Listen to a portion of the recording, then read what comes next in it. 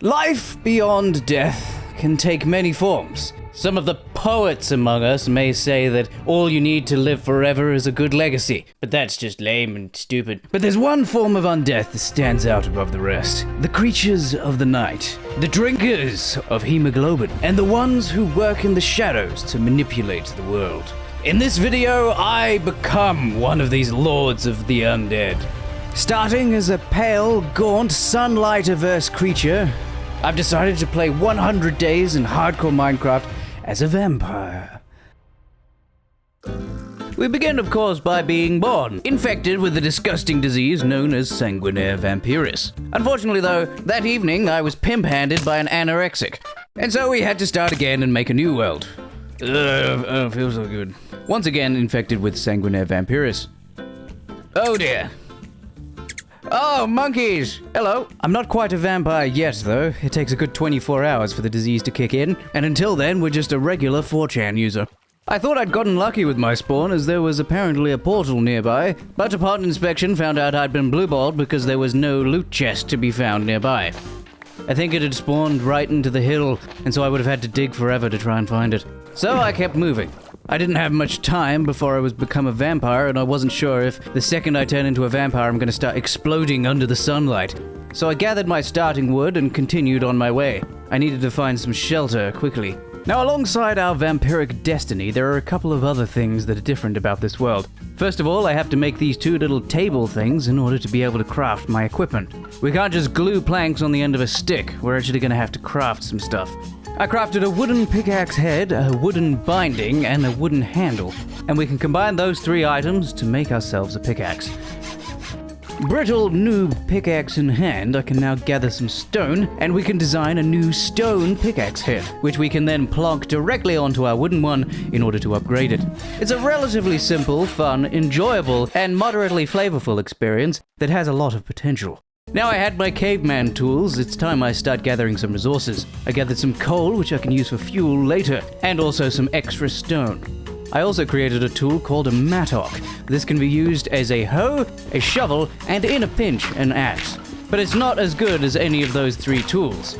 I don't mind using it for digging, though. The sun began to set, and I was filled with dread. This world is not friendly, let's say. Giant spiders and other insects dwell in the dark, as well as werewolf hunters, soon-to-be fellow vampires, and vampire hunters. There's also undead and creepers to worry about, but they aren't too much trouble. All you gotta do is smack them in the mouth and then evade, and then they blow each other up. It's beautiful. Now, you might be forgiven for not noticing this small little camp over here, occupied by people wearing extremely tall and fashionable hats. These men are vampire hunters, and so we're going to avoid them. They won't be hostile to us.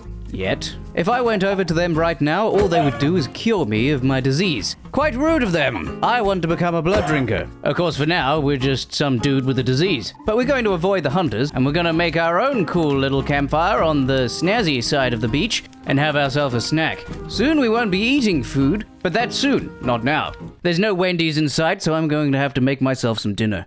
A couple of snackingtons later, and I pretty much just settled in for the night. I don't want to be going out there into the forest where all the horrible things are, so we're just going to sit here on the beach where it's safe until morning. As the sun began to rise, though, it had become time. Time for my mortal life to end. But not before I noticed that a giant slime had managed to somehow fall from the sky and was sitting offshore. I gave him and his children a good stabbing and gathered their slime balls, and then continued on into the forest, at which point the transformation occurred. Oh no. We've done it. We begin our immortal life weak and fragile. In the darkness, we're actually faster and a little stronger than we were as a human. But in the sunlight, we are extraordinarily weak. It took me by surprise to find that I actually wasn't dying under the direct sunlight yet, but I'm certainly feeling the sizzle and not enjoying the experience. Once we increase our vampire level, the sun will become increasingly deadly. But in exchange for our weakness to the sun, we will also develop increasing strength, increasing speed, and increasing health. You'll notice now we only have 6 hearts to our name. This is because we're only a level 1 vampire. Basically just a disgusting little basement gremlin, but soon we'll become something much, much more. After I'd cleared the forest, I started annihilating some chickens. This was before I realized I no longer need to eat. My hunger bar has been replaced with a feed bar. Also, for future reference, I might sometimes be referring to blood as Sangria. This is to avoid the YouTube censorship lizard men that live inside my walls. I entered what appeared to be some kind of haunted building and found a man that had turned himself into a pogo stick. Upstairs, though, I managed to find a smoker, which I grabbed, although it's now useless because, again, I don't need to eat anymore. I didn't find anything else in that little place, and so I began doggy paddling my way to freedom. I've somehow found myself in a jungle biome, and the jungles in this world tend to be infested with disgusting spiders the size of a small truck.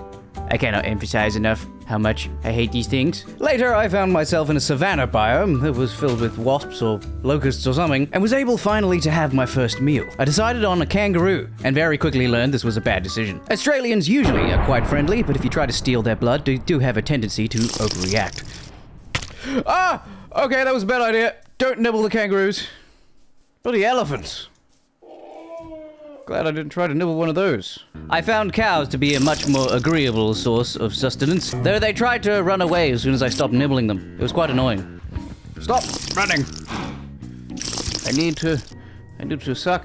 Right now, we have two goals. We need to find somewhere to stay, and we need a source of blood. This village I happened across seemed like it would do, but I noticed there were guards inside the village, so I would need to be careful. I did meet one of my friends, though. Apparently vampires also live in this village, and this vampire representative chap is actually going to come in handy later, as he gives vampire-related quests. These quests give various rewards, but we'll talk about that more when it becomes relevant.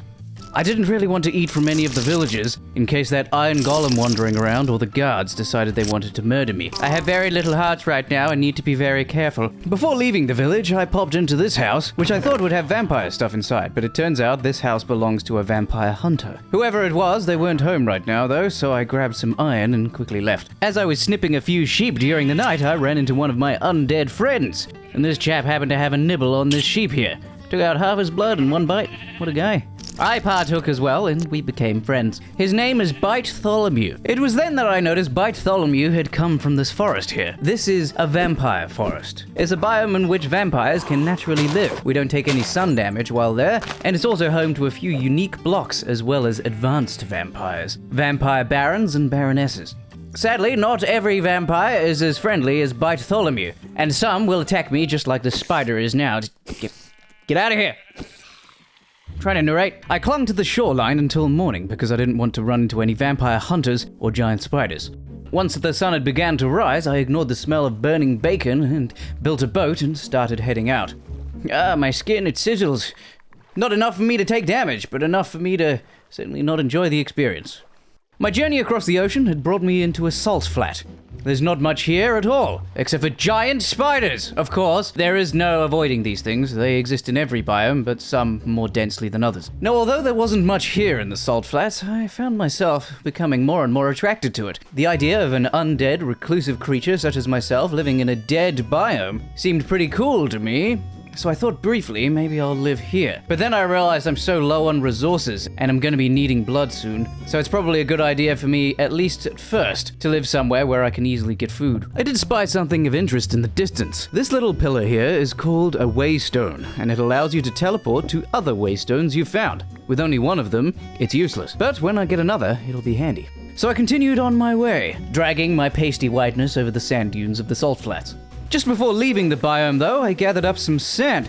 The reason for this is I'm going to be needing blood, and it's possible to just directly extract it from your victims, but it's also a good idea to bottle up some sangria for later. We might be exploring for a while till we settle down. I also gathered some clay, which we can later use to make ourselves some iron tools. The way that we do that is we combine clay with gravel and sand, and we can make grout. This stuff is a building material that will be used later. I would love to take a drink from the elephant. In fact, can I? Let's be a bit careful here. No, I don't think so. I'd noticed a few of these sort of reinforced fence structures around and wanted to have a peek inside. What's in there?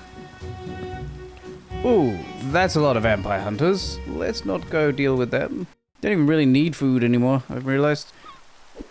Just as I was saying, I don't need food anymore. The seagull comes along and steals my biscuits. As my journey continued, I began to realize my sangria levels are running a little low. I need to find a source of blood soon. Right, where are we going? A frog! Oh, I love him. He is the best. As night fell, I was still in the salt flats, but I did find something interesting. I found an altar. This altar is used to develop vampire powers. This is an abandoned one. Its vampire master's long gone. But for me, it may come in handy in the future. I noted down its location. I figured we can come back here once we're a sufficient vampire level. I'm such a small, weak gremlin that it's actually useless to me right now. But I won't always be a gremlin, I promise. And we'll come back here when the time is right.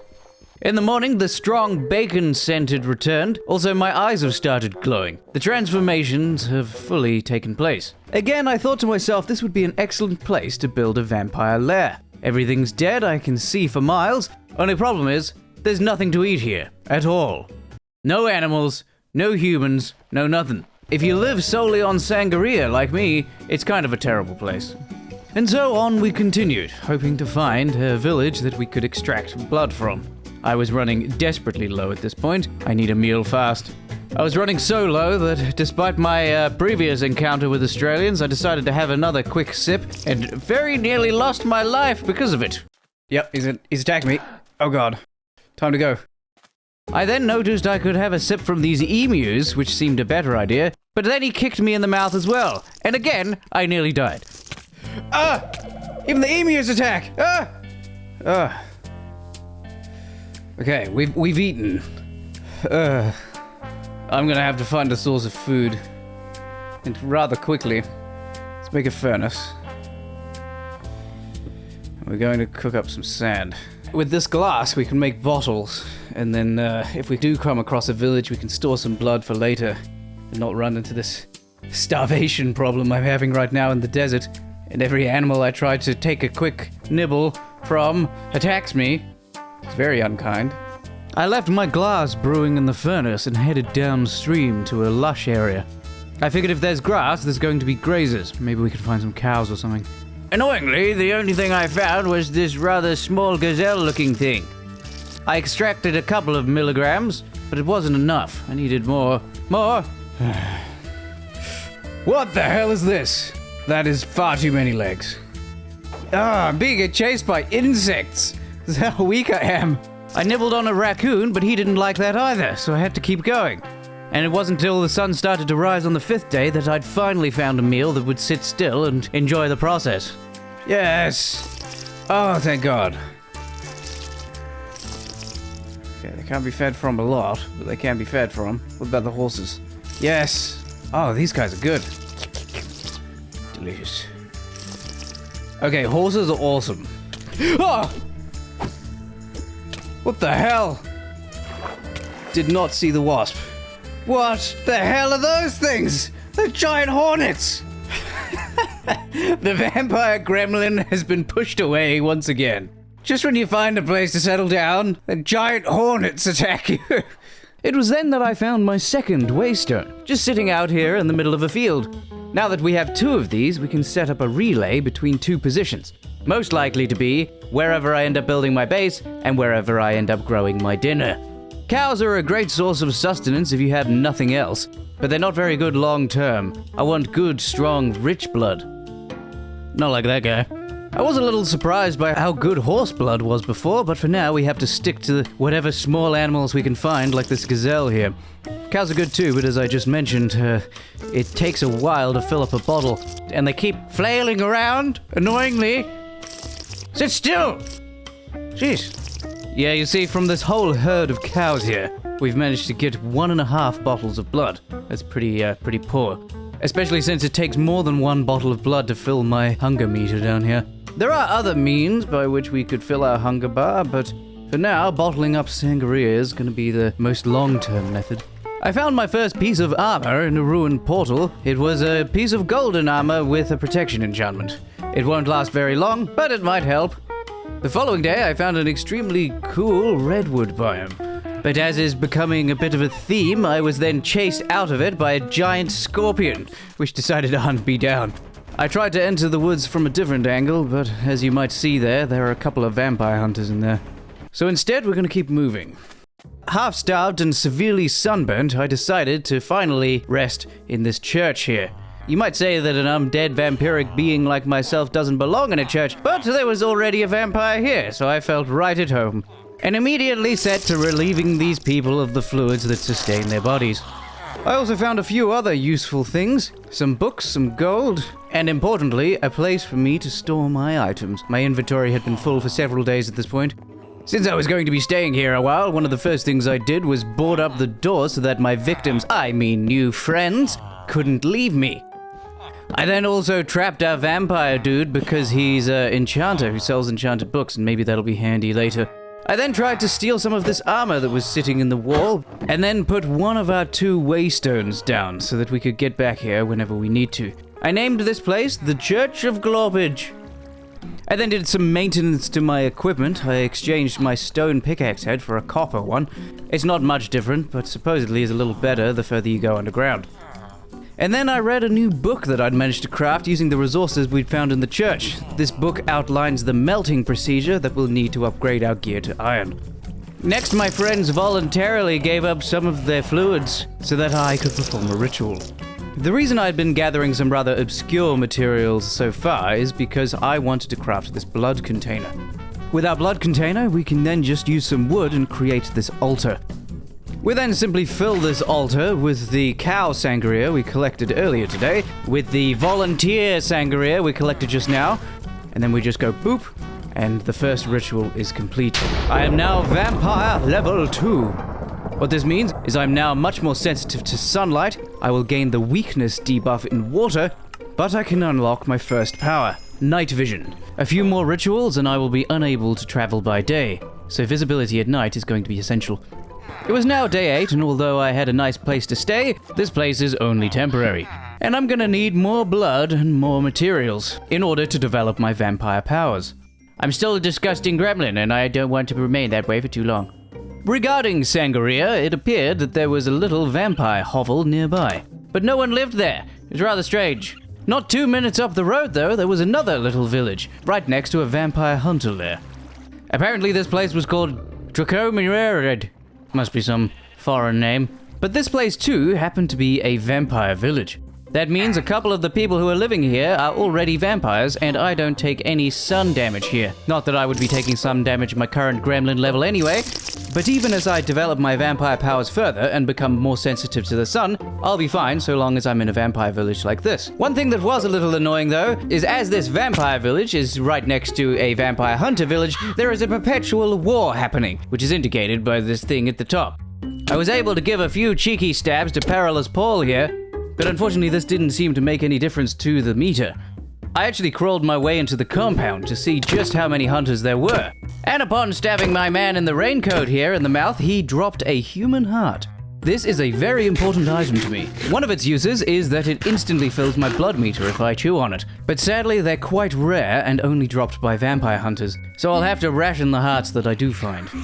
These little camps out in the wilderness can be a good source of finding more hearts, as the vampire hunters only tend to spawn one by one. But the problem is, if a stronger one spawns, you can die very quickly. So I don't like to play this game too much, but it can be good in a pinch. After resting at the Church of Globage for a while, I then set my sights to melting down some iron. The vampire hunters in their base up there are very dangerous to me. They're doing a lot of damage, and there's a hell of a lot of them. If I want to fight them, I'm gonna need armor and I'm gonna need weapons. I mean, look at this guy right here. He doesn't even have a weapon. He's just slapping me in the face and he's still doing 2 hearts of damage per hit. I did manage to lure a bunch of them into a corner and stab a few. This was a fairly good way of getting hearts. The problem was, though, when it came to grabbing them with their crossbows and everything, I had a bit of a tumble. Whoa, what happened there? Suddenly took a lot of damage. Oh, there's a guy behind me. That explains a lot.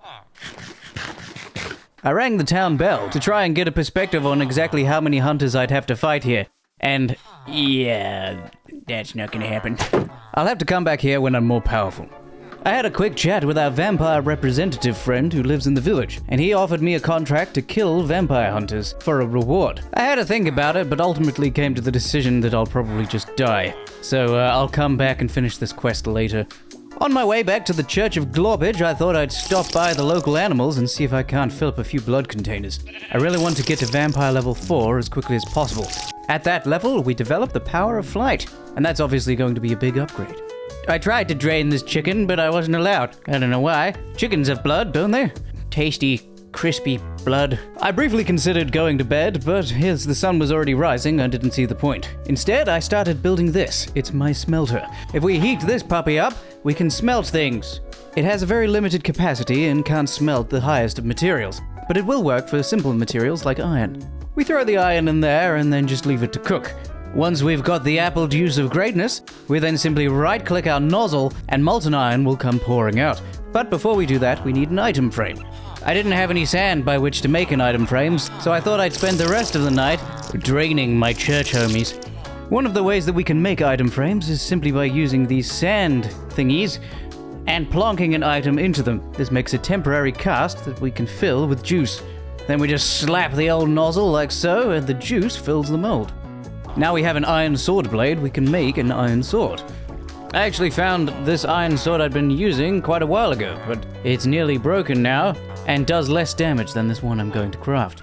You might notice as I stab this man with the eye patch that we're not doing a lot of damage. Upgrading to Vampire level 2 the other night has rendered me more sensitive to sunlight than before, and my sizzle levels have also increased.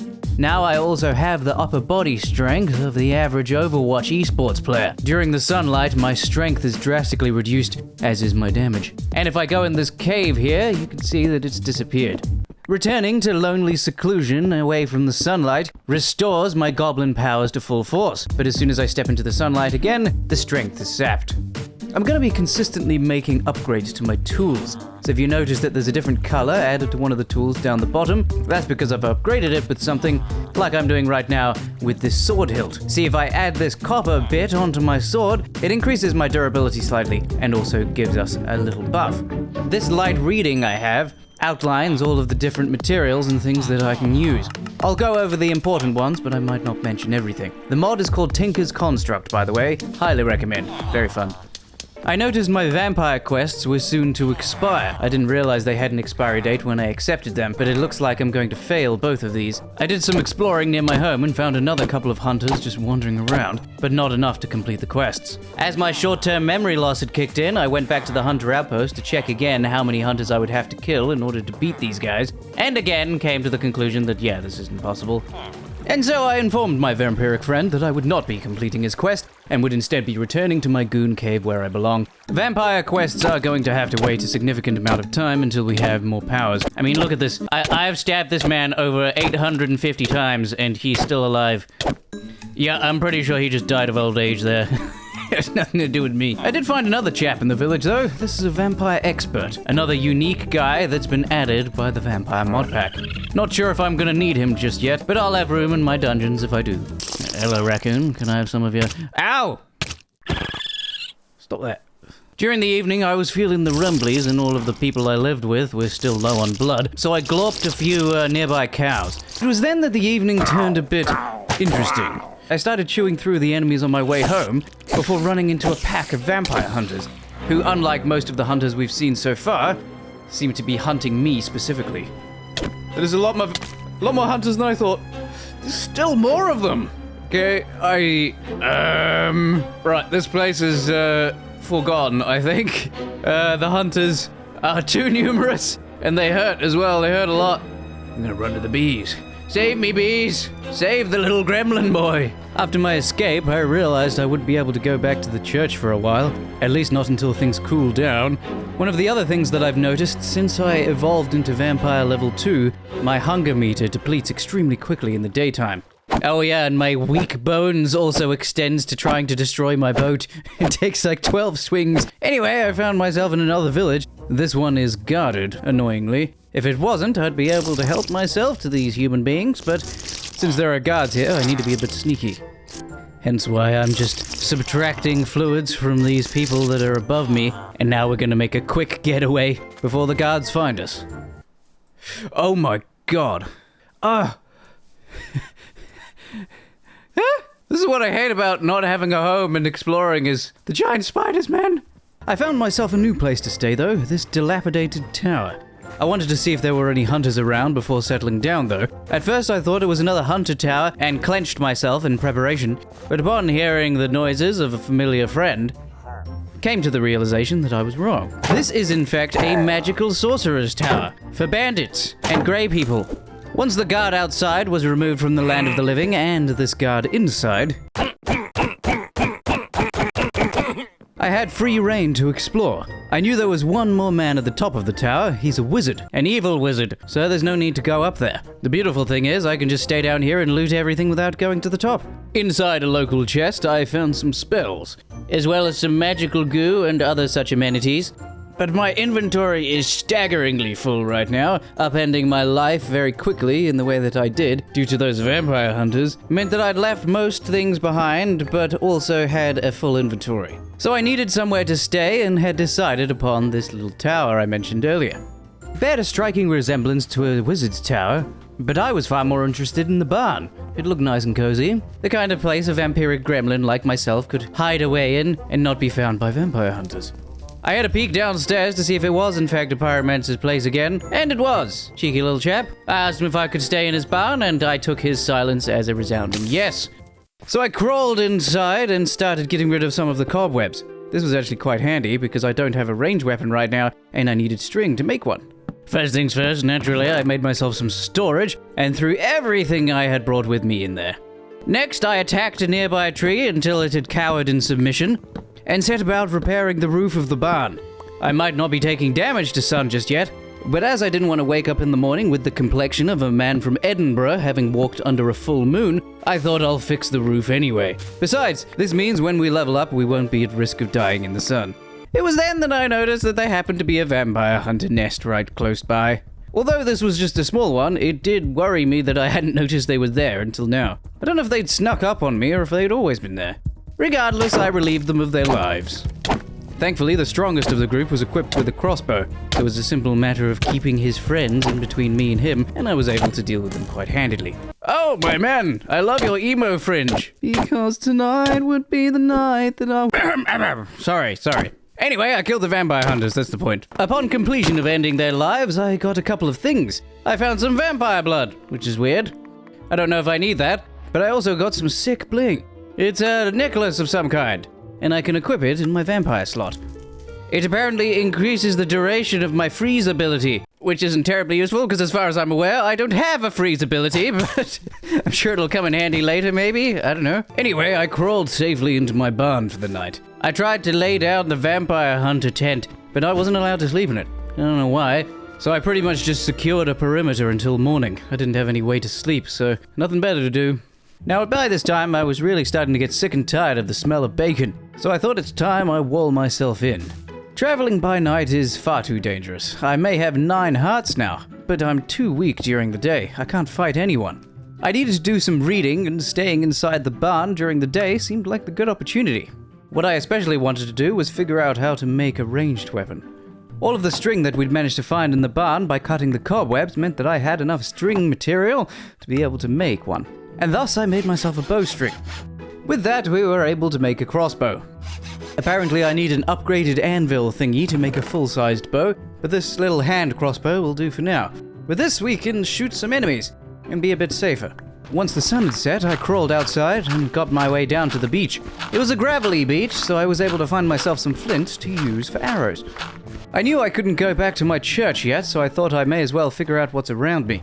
I found a shipwreck nearby, and within a buried treasure map. Buried treasure can be an incredibly quick way to get diamonds. And I'm not going underground with all these giant insects that we've seen. Not yet, anyway.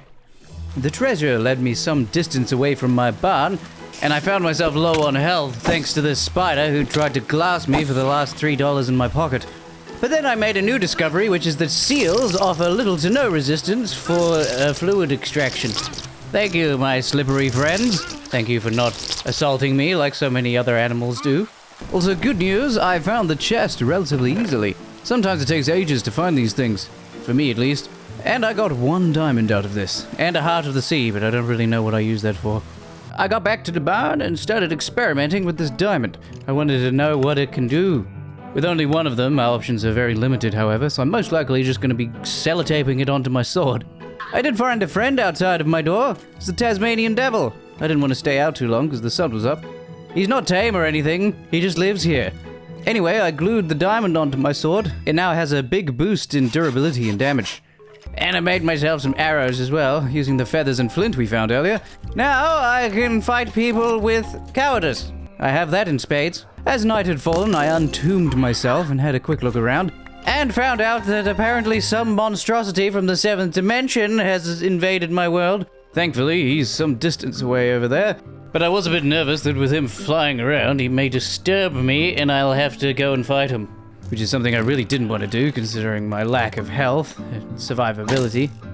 And it was around then I ran into a new problem. Phantoms. I despise these creatures. Basically, I haven't slept in several days due to the vampire hunters chasing me away from home. And I am gonna need a sleep if I want these demonic flying rats to leave. I was kind of forced to go down to the pyromancer's basement. And it was then that I learned he's non-hostile. He just lives here, in the basement. I'm not really sure why I thought he was hostile. I thought maybe invading his goon cave would cause him to be aggressive, but no. Apparently he just runs a shop down here. All kinds of fire magic stuff. But it was good to know that I at least had a friendly neighbor. Well, it's good to meet you. I live just next door. I've moved in. Unfortunately, my sticky fingers got the best of me and I started going through his chest, which made him angry. Not enough to attack me, but apparently enough to get an achievement having angered him. I decided to leave rather than suffer his wrath. I like my neighbor. He's a nice guy. Why are you in my house? Are you mine? Do you belong to me now? And listen, if you're going to be bunking with me, you're going to need to be quiet. I'll call you Travis. And I'm not going to drink your blood, Travis, so don't worry. Travis, what are you up to? Huh? Who's hurting Travis? Oi! Get him, Travis! Sorry, Travis. It was an accident. I'm sorry. No, Travis! Calm down! Travis is very angry with me. Fair enough. Okay, I think we've avoided Travis. Yeah, that thing over there is scaring me to no end. The following morning, I really began to starve. My blood meter was completely empty, and I was slow to a crawl due to my starvation. Travis wasn't much help. He was just making noises over there. At least he wasn't attacking me anymore. It then occurred to me while I was sipping on my Sangria reserves that I still had another teleport thingy, and could perhaps teleport back to the Church of Glorpage without having to fight all the vampire hunters. I'm a bit embarrassed I hadn't thought of this until now. Anyway, I returned back to my waiting and excited to see me brethren, and had a quick peek outside to make sure there weren't any hunters ready to break the windows down. But there were not, and my holiday away meant that all of my friends had restored their blood levels to the medically recommended amounts. Which is good, because I am extremely hungry. What are you selling? Luck of the sea. You'll be lucky if you survive. We have some more glass bottles. Okay, everyone line up. I need a refill on blood. You've got lots of blood left. Due to the donations, I was able to refill our ritual thingy. But before we increase our sensitivity to sunlight again, I am going to create myself something to sleep in. This is a coffin, and this is my coffin. It allows me to sleep during the day, which means I can avoid the harsh rays of the sun and preserve my youth and beauty. This is also handy because now we can make ourselves some armor. I made this stone chestplate mold, and with that, we can use the gold inside the thingy to make a chestplate mold. And then we can melt down some iron and create ourselves some iron armor. I was constantly checking around myself to see where those vampire hunters have gone. I think I had lured them away from the church a fair bit, but it doesn't hurt to be too careful. While I was keeping my eyes peeled, I was also smelting down the iron necessary for my armor. I needed one segment of mail for every piece of armor I wanted to craft, and then I could use the templates to make myself my chest plate, for example, here. And then we just combine things on the table, like we have the other stuff, and huzzah! Iron chest plate acquired. Let's stick this on and never take it off. Oh, look at me, so fashionable, so gremlin-like, yet strangely arousing.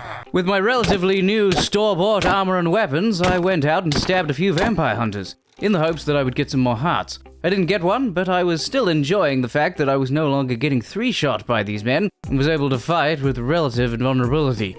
One of the difficult aspects of this world, though, is that as I am becoming more powerful, so do the monsters around me. This includes vampire hunters too, meaning that if I'm not gaining power at an increased rate, monsters are going to be very difficult to deal with. Even though I've just got myself some armor here, it won't be too long until they're doing too much damage, and I need to upgrade it. or develop my vampire powers further, and that's the point. On the morning of day 14, it was finally time to use the results of the blood drive and summon the vampiric gods once more. I now have 10 hearts to my name. I've been restored to a regular amount of health. In addition to this, I've also gotten myself a new vampire power. It allows me to regenerate my health faster at the cost of my hunger, so it's sort of an emergency heal. Quite handy. But it will be more handy once we have plenty of food on our hands. These peasants that I live with are not regenerating their blood quick enough. What I want to do is unlock my next ability, which will allow me to fly, at which point the world will open up to us. I then stepped outside into the sunlight to see if we would start burning yet. And although it's now making me extremely unwell, I'm not quite taking damage yet. That will come at the next level, I think. We need a lot more blood for the next level, but I am going to try and rush to get there. Unlocking the ability to fly is top of my priority list right now. I headed back to the barn and threw my coffin down on the ground. I'm not going to lie, the nausea effect while in the sun is painful. It makes me feel genuinely unwell. Once night had fallen, now that I had some room in my inventory, I headed back to the tower nearby. Not the pyromancer's tower, the other one. And nicked a few of the spells and things that were lying in chests. Feeling a bit brave with my new armor and weapon, I thought I might climb onto the top and try my luck with the magic man. But 2 spells in, I very quickly retreated. Bravely, of course, not like a little schoolgirl. And it was then that I realized our scaly, large friend had seen me. Has it seen me? Oh, I think it has. The hell is it? It's a Naga. Oh, it doesn't have much health. Okay, it avoids arrows. It spits acid. Good stuff. I don't want to fight spiders and that. Whoa.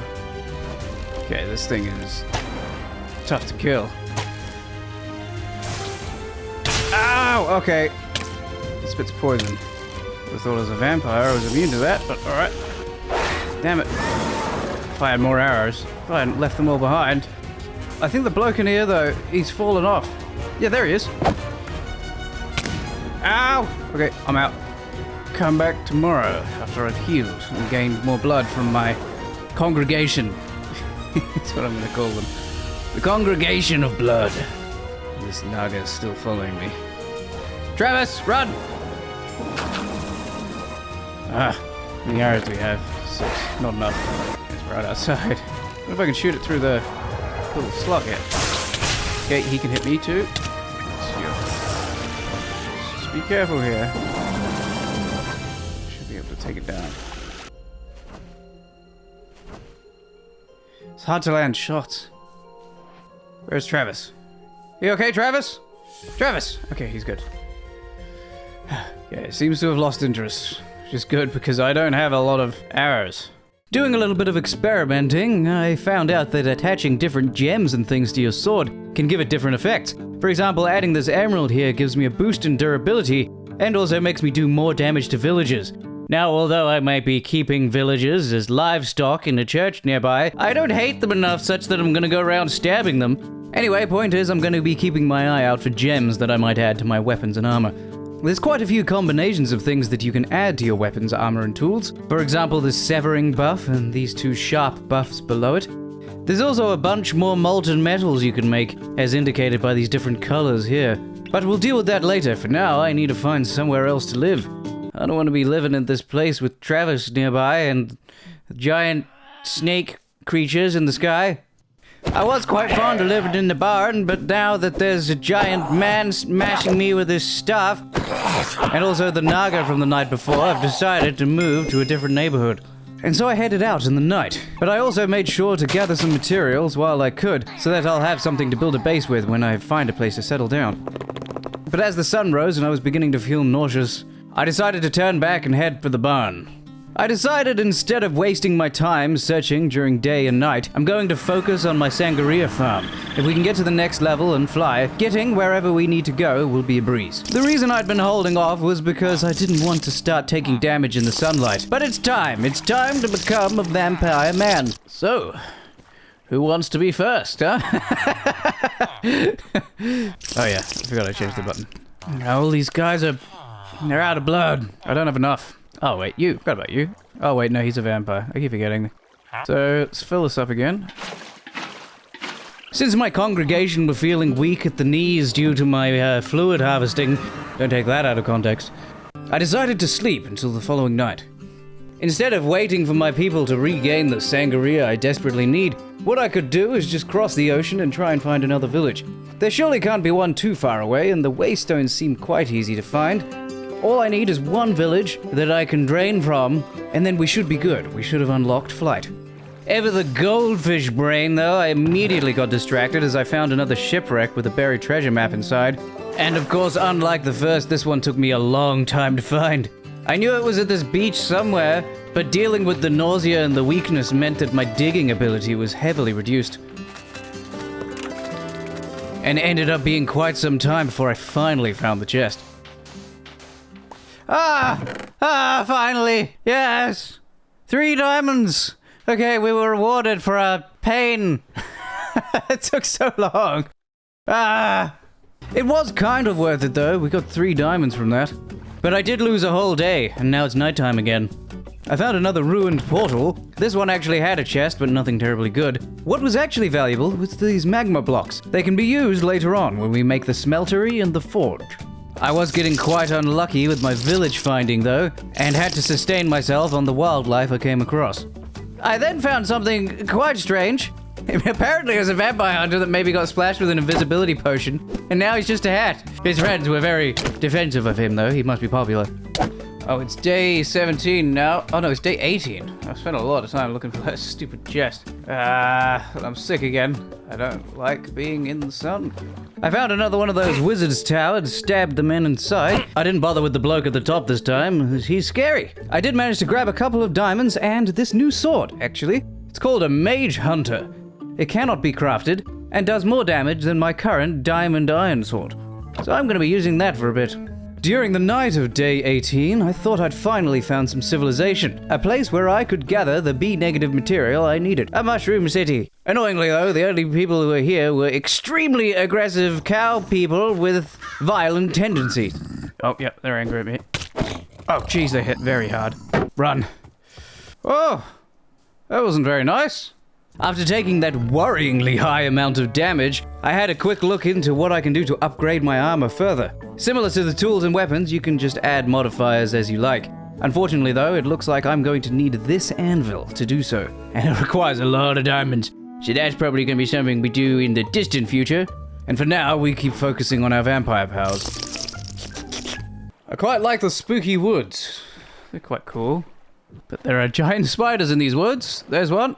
On day 19, I finally found my first village, only to be kicked in the balls later when I realized that there were no extractable human beings here. There was 1 vampire adult and 2 vampire children, and no teleporting stone either, so I had to keep moving. Later on, in a different forest, I found an interesting looking building. It turned out to be some kind of dungeon or something, but as it was filled with undead, they didn't mind me being there. As nice as my howling undead chums were, though, they didn't have much by way of rewards. There was a lot of iron, I will admit that, and I also gathered some coal blocks, but that was pretty much it. Very underwhelming.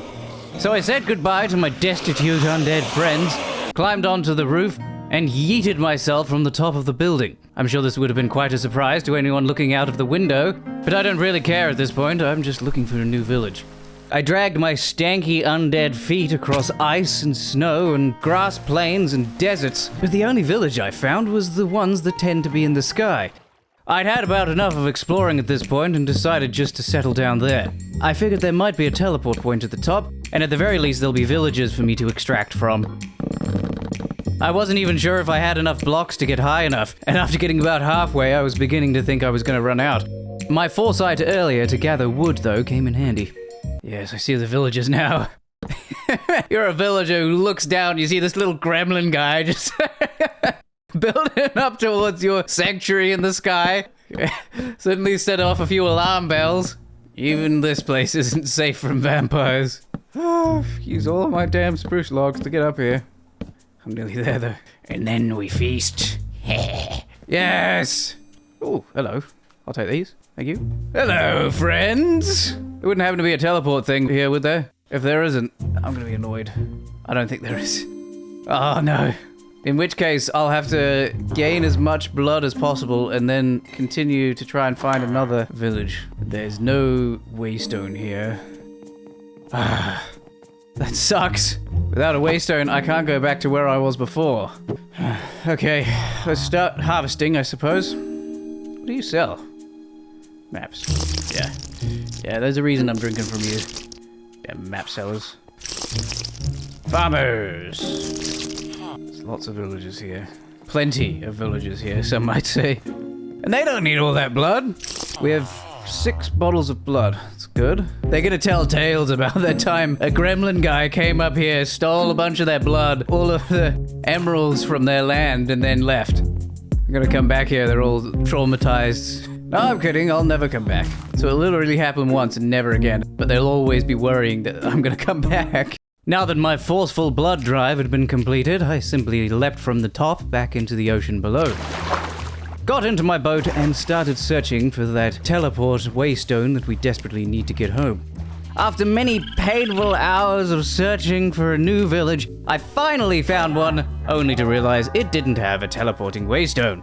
My neurodivergence was beginning to show, so I knew I had to find a waystone quickly. And by complete chance, as I left the village, ran into one in the plains. Finally! I've been out here for so long. Yes, take me back to church. The Church of Glorpage is 9,000 meters away. I'm back, boys! Are you excited to see me? I'm sure you are. Oh, you're all still low on blood. I suppose I've been so far away. Ah, it's good to be back, lads. It's good to be back. Good to see you all. Okay, let's try, fill up this blood tank, shall we? I poured all the sangria that I'd collected over the last few days into my receptacle, but still did not have enough blood to level up to vampire level 4. Being impatient, I thought what I'll do is just teleport to any of these villages that we've discovered, and see if I can't find a few homies to extract from. I went to this place, Drakmarad, and although I have no memory of ever being here, it seems like it'll do. Although there was a vampire hunter representative in the village, luckily he's an indoor man and doesn't like to come outside. The sun may have risen, but I was hoping I'd be able to quickly get through this vampire level. So I started extracting, but then a golem threatened to send me to the Shadow Realm, so I quickly made an escape. And in doing so, noticed a priest at war with a spider. This is indeed a disturbing universe. And that spider has definitely ruined my day. That thing's the size of a large cat. The priest won though, and thank God. Returning to the task at hand, I was eager to be able to get to my next vampire level. Problem was, with so many guards around, I was worried they would attack me. But I needed to test if this was true, so I decided to take a cheeky sip from this young lad, and the guard didn't seem to mind. Then, all of a sudden, he minded a lot. Run. I should have expected this. It's okay, we're healing. Very slowly though, because it's daytime. We should come back here at night. Back to the church. Obviously, in order to get the sangria I desperately need, I'm going to have to deal with the guards. And I figure it'll be a good idea if I return to a time where attacking people isn't akin to slapping them with wet sausages. Now that the goblin hours were upon us, my strength had been restored. But that doesn't mean I had more courage than before. I still stood back a good distance and aimed for the eyes. One down, I moved on to the next. Or at least I would have if I hadn't noticed a villager sitting helplessly on top of a roof over here. I couldn't help myself, my animalistic instincts took over. He was just sitting there, taunting me like a half-eaten kebab after I'd been on the Jaeger. After he had been glorped though, I got back to the task at hand. I'd happened to notice for some reason this bloke here, although he's using a crossbow, is unwilling to fight melee combat. His 2 friends weren't the same though, and ended up chasing me out of town. As much good work as Astarion for Baldur's Gate 3 did, it seems that the prejudice surrounding vampires is still very much alive and real. Once I got to a lake though, I'd managed to separate him from his friend, and a couple of nearby zombies, and I managed to scissor him. I mean pincer him, not scissor, god damn it. I refueled on a nearby sheep and headed back to the town. There should be 1 guard left. Ow! Okay, there's just a random hole in the ground. Oh! Ah! You fell for the random hole in the ground trap. Ha ha ha, noob. I will say taking out the 2 remaining guards was a bit of a hassle. Although they seemed to have problems firing their crossbows, apparently I weigh about the same as a small bag of tomatoes. And it didn't even matter that their crossbows weren't working, they were still batting me around and almost killed me. I had to sip on a glass of sangria just to stay alive. These guys suck. Whoa. Half a heart. Okay, I'm gonna activate my healing. Run. What if I did this? Can you hit me? No. Ah, you still can't hit me. I'll show you how to use a crossbow, mate. You don't just point it at people and then bash them with it. That's how you use it. The last chap finally figured out how his crossbow worked, which was good, because all the chainmail I'm wearing means I'm quite resistant to projectiles. Now that he's chosen the worst strategy he could have, I was able to end him. Yes! Okay. Now that dinner was unguarded, I could gather as much sangria as I needed. And once home, filled up my chalice once more, and performed a new ritual. This is the final ritual I will be able to perform in this primitive container. Now we evolved from a gremlin-like vampire to a slightly less gremlin-like vampire. I still look hideous, but I was born that way, and don't be mean. So what is this power of flight I've been alluding to for so long? It's the ability to turn into a bat. In terms of mobility, this is extremely useful, but in terms of survivability, it's kind of terrible. If you'll notice, when I turn into a bat, I lose all of my armor. Not only that, but I also lose all of the resistances I have as a vampire. And I cannot fly during the day. Now, it might sound that the list of weaknesses is much greater than the list of benefits, but don't worry, you'll see how useful this is very soon. Firstly, as long as I leave just as the sun begins to set, I can get a whole night of traveling in. It allows me to cross vast distances very quickly. I will say though, blood fuels the transformation process, so I get hungry quite quickly while I'm flying. Hello, I'm with the Department of Blood Collection, and you've been selected for a random donation. Please lie there still. You can continue sleeping with your eyes open, don't worry. This won't take a minute. One of the best things about being able to turn into a bat is no longer do I have to spend many days traveling to try and find these teleporty thingies. I listed this new place down as Zorkberg so that I could come back here later for blood if needed. Now, as I mentioned earlier, along with my transformation, everything around me also tends to level up. As you'll notice, there's Enderman almost slapping me into the ground. It's quite hard for me to outpace the difficulty of the world, but as my powers begin to snowball, I will begin to outpace them. The biggest downside of our flying ability, of course, is the fact that I can no longer be out during the day. I will die extremely quickly under direct sunlight. No longer does it make me feel a little queasy, I just get lit on fire and die. It's quite the allergy. Allergic to fire. I don't know how I'm gonna live with this, but we'll have to make do. The good thing, of course, is that with my increased mobility, I can easily find new teleport things, get back to the church, and sleep. And so for a couple of days I wandered, farming sangria where I could, of course, but more importantly, just looking for a place to settle down. I was flapping around for quite a while, but didn't find anything too compelling, though I did find this strange-looking place. I was hearing angry noises coming from inside, so I didn't want to stick around, but there was something incredible I found. I channeled the power of Zelda, smashed a pot, and managed to get a pocket full of amethyst. This was highly engorging. Finding amethyst geodes is a pain in the rectum, and I will be needing amethyst later on. At the beginning of day 24, I had found it. If you remember a long time ago, we'd found a ritual altar in a salt flat biome. I quite liked the biome, but there was nothing living there. But now, with our waystone system and the villages that we've found so far, moving to such a biome is feasible. And so it's time we return to the dry, pasty, salty biome where I belong. As I arrived, I noticed something interesting. It wasn't raining, but I wasn't taking damage from the sun. The reason for this is there is currently a rainstorm happening, but the salt flats are so dry and lame that it doesn't even rain here. It just gets quite foggy. The fog, though, is enough to protect me from the sun, meaning I can sustain my bat form during the day and do things like build without roasting up. Arriving at the coordinates, I found the ritual altar we'd found at the beginning. And this is how I'm going to be developing my vampire powers even further. It's not relevant for now, though. And to be honest, it's not high on the priority list right now. I need shelter, and quickly. This rainstorm/fog won't last forever, and as I don't have any sunscreen on me, we're going to need some shade. Very sharpish. As I was worried the rainstorm could stop at any moment, I actually set myself up a temporary little shelter. It's not much, but it's somewhere I can run to if the sun suddenly comes out.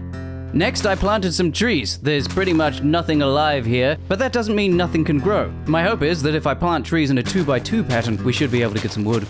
I set to clearing the land. I needed somewhere flat to start building my base. But then, rather suddenly, the storm ended. Oh, crap. Hello? Ah! Okay. Well, it's obvious when it's not stormy and the fog's gone. Now I'll show you what amethyst can be used for. Basically, you can melt it down with a forge and get a liquid amethyst. It's one of the gems that can be added to weapons and tools to give a new enchantment. And most importantly, it can be combined with molten copper to make amethyst bronze, which, in addition to its fashionability, is a material upgrade to our crappy iron stuff. Without leaving my gremlin shelter, I placed down one of our waystones and teleported back to the barn. I grabbed a sleeping bag, headed back to the salt flat, and had a quick nap. After the sunset, I could continue preparing the ground for my habitation. Of course, the most annoying thing about my life at the moment is, since I can no longer live during the day, my only available time to build, which is when the sun is set, there also happens to be horrible monsters around at all times. So I have to spend the first half of the night simply defending myself before I can get to building. Of course, one of the good things about being undead is the skeletons and zombies leave me alone, and in fact I can often tag team enemies with them, like this scythe-wielding Reddit user here. And the other great thing about having friends is you can stab them and they won't expect it, and steal their bones. Bones which can be used for tools, as they give the pierce buff. As soon as the sun rose again, I of course went to sleep, and immediately started building a house out of salt. My thought process was that as long as I have a little shelter, I can do something during the day, like mine or watch anime or something. Turns out it was a pretty good time to start doing this as well, as it was currently a blood moon unbeknownst to me, which is why you might notice the Homeowners Association are all out and wandering around. Quite the monster mash at the minute. One of the beautiful things that occurred to me while I was building is that vampire hunters will surely be extremely rare here. There's no water or anything for them, so I don't see why any of them would come looking for me here. Of course, that doesn't mean I'm safe, being hounded by spiders and huntsmen and all kinds of other things. Once I finished my little shelter, I decided it's time for us to go visit the neighbors. Vampire Sneeve approaches. Sneeve the vampire! Ha-ha! Hello. You wouldn't happen to have any blood on you, would you, dear Charles? Let's fill up these bottles. Hello, my boy. Sorry, lads, I'm sure you don't mind. Just gonna borrow quite a lot of your blood. You'll grow it back, don't worry. No need to over-dramatize things. Stop pushing him. It's hard to feed from him if you're pushing him away. Once I was home, I started cooking up some sand. It's about time we put some glass windows in here so we can keep an eye out. While I was out farming skeletons for bone meal, I noticed one of the locals. This is one of the only creatures that tends to spawn here during the day, the tarantula. I wish things weren't that way. I hate these things. But like Copernicus says, it is what it is. In the morning, I built a front door and accidentally opened it, allowing a child to get inside. I wouldn't have minded, but he appeared to have asthma or a throat infection or something. Am I just living with you now? I'm not ready for kids. Okay, I'm gonna call you Gunter. Gunter? What are you doing in here? Do you have to be in here? Is that absolutely necessary? You are going to be making a lot of noise if you stay in here, Gunter. Gunter! Calm down. Gunter stuck around the whole day while I was putting the windows up, but then disappeared. I think he was kidnapped or something. I wasn't really paying attention. I'm noticing we get a lot of huntsmen here. We're necromancer. So we get those huntsmen to fight the necromancer. Whoop. Ow. Okay. Indoors. Okay, they get them. Ah, he missed. Whoop. Heal. Activate my healing power. Keep skirting around while I heal. I don't know if I can shoot him. Missed. Damn it. I hate messing with a bow. Then you have to wait 3 business days to attack again. Ow. What does that even mean? Targeting me with blight? Let's see if I can shoot him. There he is. Ah, I missed. Whoop. Ah. Oh boy, that was a very near death. Okay. Okay, we're going to Snack Town. I'm gonna call this place Snack Town. It's what it's gonna be called. I was just saying that as a joke, but Snack Town is a good name. Everyone to Snack Town! I'm back! Did you miss me? Of course you did. No need to ask. The lovely villages of Snack Town. We could go to a vampire land and try and find some of this dark stone. Looks quite good. Cobbled dark stone. I assume that's just stone that's in a vampire land, so it could definitely be done. We just need to find a vampire land. I don't know how far away that would be. Let's gather some wood. One of the nice things about being able to turn into a bat, of course, makes gathering wood very easy. Yes. So I suppose we need to find a vampire land. We need to find a vampire land and we need to go mining. Let's see what stone is beneath us, actually. I'm just curious. Or even if there is stone beneath us. I don't even know. Okay, well, the salt's quite a ways down. Ah, okay, we do get to stone. Okay, let's grab some stone. We need it. We need this stuff, and anything that could come with it, be it iron or redstone or anything. Redstone would be very nice, actually. Diorite, cool. Oh, hello, iron. Let me take you. Copper. Actually, not useless. Need to repair a pickaxe. Oh yeah, and I think I'll throw a diamond on my pickaxe. Let's heal it first. Big increase in mining speed, drastic increase in durability. Excellent. Ugh, how about no? That's a no from me. There's a vampire there as well. A lot of vampires down here, I'm noticing. How's it doing, Jeremy? What did I even just say? How's it doing? How are you doing? Or how's it going? Jeez, sorry. Oh, it's so nice being down here without having to worry about all of these men that I would have to fight if I was not undead. Never mind. Yeah, shoot him! Let's get out of here. I think this was the way out, right? I may actually have gotten lost now. Yeah, I definitely have. Hello. What is this? Magma bomb? Sounds good. Let's try to find where we came in. I knew it was near this mine shaft. Oh boy, it's our friend again. It's a completely different one as well. Ugh, I hate them. What is this? Is this cobalt? I've heard much about cobalt. Power crystal. What? Oh, that sounds awesome. Especially since everything's hurting me real bad at the moment. I don't think this is the right way at all. We may have to dig our way out. Wow, this is a cabin and a half? Bloody hell.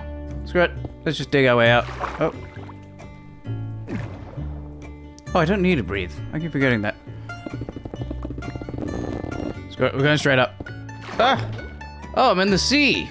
Well, I got very lost, didn't I? Oh, the sun! Okay, we're gonna hide in the coral. Ah, that was close.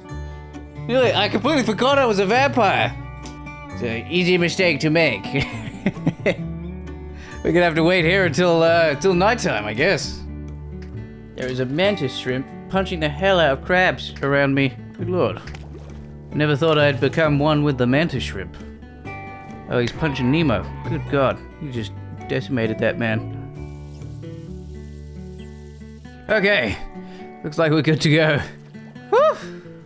Very nearly fried myself there. Glad I didn't. Right, which way home? There's a blighted kangaroo there. Oh, I wish I had some carrots. How far away have I gone? God, it's not one of those bloody things. I'm sick of these. What the hell? Yeah. Enough of this. And another one. DJ Khaled. Ah, I recognize a few trees that don't usually belong in this biome. Ah, we're home. Right, let's not get lost like that again, eh? Sadly, we didn't get enough power crystal shards to be able to make one of the things to give us a permanent damage boost. But we did get some other stuff. Namely, all this redstone. Let's put diamonds on the rest of our armor while we're here. So this is how we do. Now we're kitted out, son. On day 29, I extended the mine a little further. Last time I was just flying around caverns, but this time we're gonna make a mine exclusively to ourselves. No giant spiders, thank you very much. Once the mine was carved out, I then flew back up to the top because I desperately wanted to stop by the barn in order to grab all the stuff we've left behind. There's an elephant out there. Hello? Oh, it's a wandering trader. Disgusting. It was then I realized I can now name my home. I don't know why I wasn't able to do this before, but I've named my home Sangriaville. A reference, of course, to the famous song by the French singer, Jimmy Buffet. Next, I popped back to the barn because apparently I'd left all of my life here. I thought I'd brought most things with me, but no, there's a lot of things that need carted over. Once the storage had been sorted out, I then headed back down into the mine to gather more blocks. If there's one thing vampires are known for, it's having a magnificent home. A home in which ancient beings can perform their dark deeds. And I want my home to be both intimidating, brutal, and flavorful. To get the right vibe, we're definitely going to need darker blocks. I knew I needed a lot of this deep slate because that might work, but I also had a second idea. Apparently vampire lands have a unique type of stone beneath them, and later on we'll go to one of them and see if it'll work for our base. While performing my labors, I of course made sure to get anything good, and this is by far the best thing I found. More of these power crystals. To reiterate, if I get enough of these, I can increase the damage I do permanently. I was quite excited, so I gave up on my deep slate and zoomed back up to the top, and quickly grabbed the other ones we'd found and made my fist. Yes, a power crystal, in the shape of a power fist. Now we just eat this. Ding! And now we're slightly stronger. I don't really know what that means. Increases base attack damage. By how much? Doesn't say. Helpful. The way that I'm spending my time right now is I use this clock to tell whether or not it's sunset, at which point I can get out of the mine and start building again. And can also do things like explore, where I ran into 2 neighbors of mine, Mazdalia and Magic Mike, and also learned that the phantoms have still not left. Good lord, that phantom just ate my eyes. We're currently traveling south because if memory serves, there's a vampire biome down there, and I desperately want to try out some of this vampire stone, see if it'd be a good material for my base. Now the question is, I know that higher level vampires can spawn here, but what else? Not seeing a lot of creatures. This place is pretty... Okay, never mind. Oh, there's the stone I was looking for. So this stuff is called cobbled darkstone. One thing I am noticing as I'm mining this though is that my pickaxe is very slow. I've thrown some redstone on it, which speeds it up a little bit, but I need a different material, I think. And for that, I need to upgrade my smelting devices. And then we'll be able to get this stuff, cobalt. Apparently it's found in the Nether, but I'll need a smeltery before I can get it. For now, we just have to resign to our fate and mine this stuff at a painfully slow pace. As I was flying home, I had a sudden brilliant idea that perhaps I could build some kind of floating shelter above my base so I could keep building during the day and not have to go into my coffin or underground. I didn't have many blocks, but I started putting my plan into action when I got home. I did have a few salt blocks so we could at least get started on this idea. I was about 20 blocks into my idea before I realized a roof. What I'm describing is a roof. I just thought I came up with a brilliant creative idea and what I invented was a roof. So stupid. That night I thought I might do some more building, but the flying nut gobblers outside still weren't leaving me alone. So we're gonna have to sleep through the night, which is a strange thing to be doing as a vampire. But there we go. In the morning it was day 30, and I suddenly realized that there's one thing I've been forgetting this whole time. I can make umbrellas, and they mean I can go outside during the day and not get roasted. Bing bong bing, and then you go there, and this. Umbrella! Yes! Now I am truly a man. Only problem is it doesn't last forever in the sun, and also slows me down drastically, so I don't really want to be using it much. It will solve our building problem. We can now build in the daytime. Now that we have our umbrella, I'm gonna remove the evidence of my stupidity here. And we can also lay the foundation for our vampiric tomb. As night fell, I had finished the outside foundation. It wasn't actually finalized yet, but it's more of just a rough boundary area. Now I'm moving on to the floor. I'm gonna make it out of spruce, that way it'll contrast nicely with this purple block we've got. While I was working, another vampire chum turned up. He was just sitting there. Menacingly. Oh, never mind, it's just Magic Mike again. Oh dear God. Merciless Mike, run! Oh God, it's after me. You know what? Now's the perfect time for me to leave. How about no? Disgusting. Of course, it's right in my house as well. Right, we're going home. Well, we're not going home. We're going to the feeding place where we will extract the sangria from our willing friends. Where are my villager friends? Hello, I'm back. Oh, you're all still got no blood in you. He's got a little bit. Oh, this guy's got some. Wait. Mr. Healthy over here. Oh God, how many spiders? 2 giant-ass tarantulas right here. As I was flying home, a swarm of pumpkin men decided to attack me. It's not the strangest thing that's ever happened to me, but it is near the top 5. I thought I was supposed to be friends with the undead. Halloween or something? I spent all of the night and through to the morning of day 31 fighting them off, but eventually they were defeated. I was now distinctly hungry and only had about 5 minutes to get home before I would start taking sun damage. So I quickly popped over to the Church of Glorpage, where I'm extremely popular, and accidentally screwed myself over. Turns out this chap sells human hearts at a good price, 3 emeralds. That would have solved my food problems. But due to the fact that I stole this man's blood just earlier, he's now trying to extort me. Whereas before I could have gained enough hearts to last me a lifetime, now I can only afford to buy 1 lot of them. But now that I've made that purchase, hopefully this price will come down eventually. And he'll forgive me for stealing his blood. Of course, first things first, we're gonna entrap this man. Oh, stop trying to escape. There you are. There we go! A new prisoner. Now, I mentioned before we need to increase our smelting capabilities to get better materials. For that, we need to build something called a smeltery, which will also allow us to combine different fluids and make alloys. We'll do that soon, once we run out of materials again. I've got plenty of wood for now, so we'll at least get the floor in. And so I spent the rest of the day and the night putting in the floor. And on day 32, I was about done. Yes! Okay, we're done. We've done these 2 floors. We have to think about entrances. I quickly took all of the storage out of the hut and placed it under the sunlight, which was perhaps a foolish decision. But the reason was, you might notice that the hut is currently sunk into the ground. I didn't think about this, and it's kind of annoying jumping up and out every single time, so we need to move the hut up 1 block. Once I'd moved the hut, I then crafted a shield. You basically place a block down and then pour some iron over it. We now have a iron plate shield, which is modifiable like our other stuff. Next, I built the smeltery controller. What you do is you place a block in here, and then you pour copper on it. For some reason, this creates an electrical device that can control a smeltery. Don't ask me how that works, I just work here. I then used a lot of our grout in order to make some of these bricks, which we can also use to build our smeltery. And then poured some goo onto a book, which for some reason made a handy new manual for me to read. It's basically a tutorial on how to build the smeltery. Once I've read this, I will know the secret.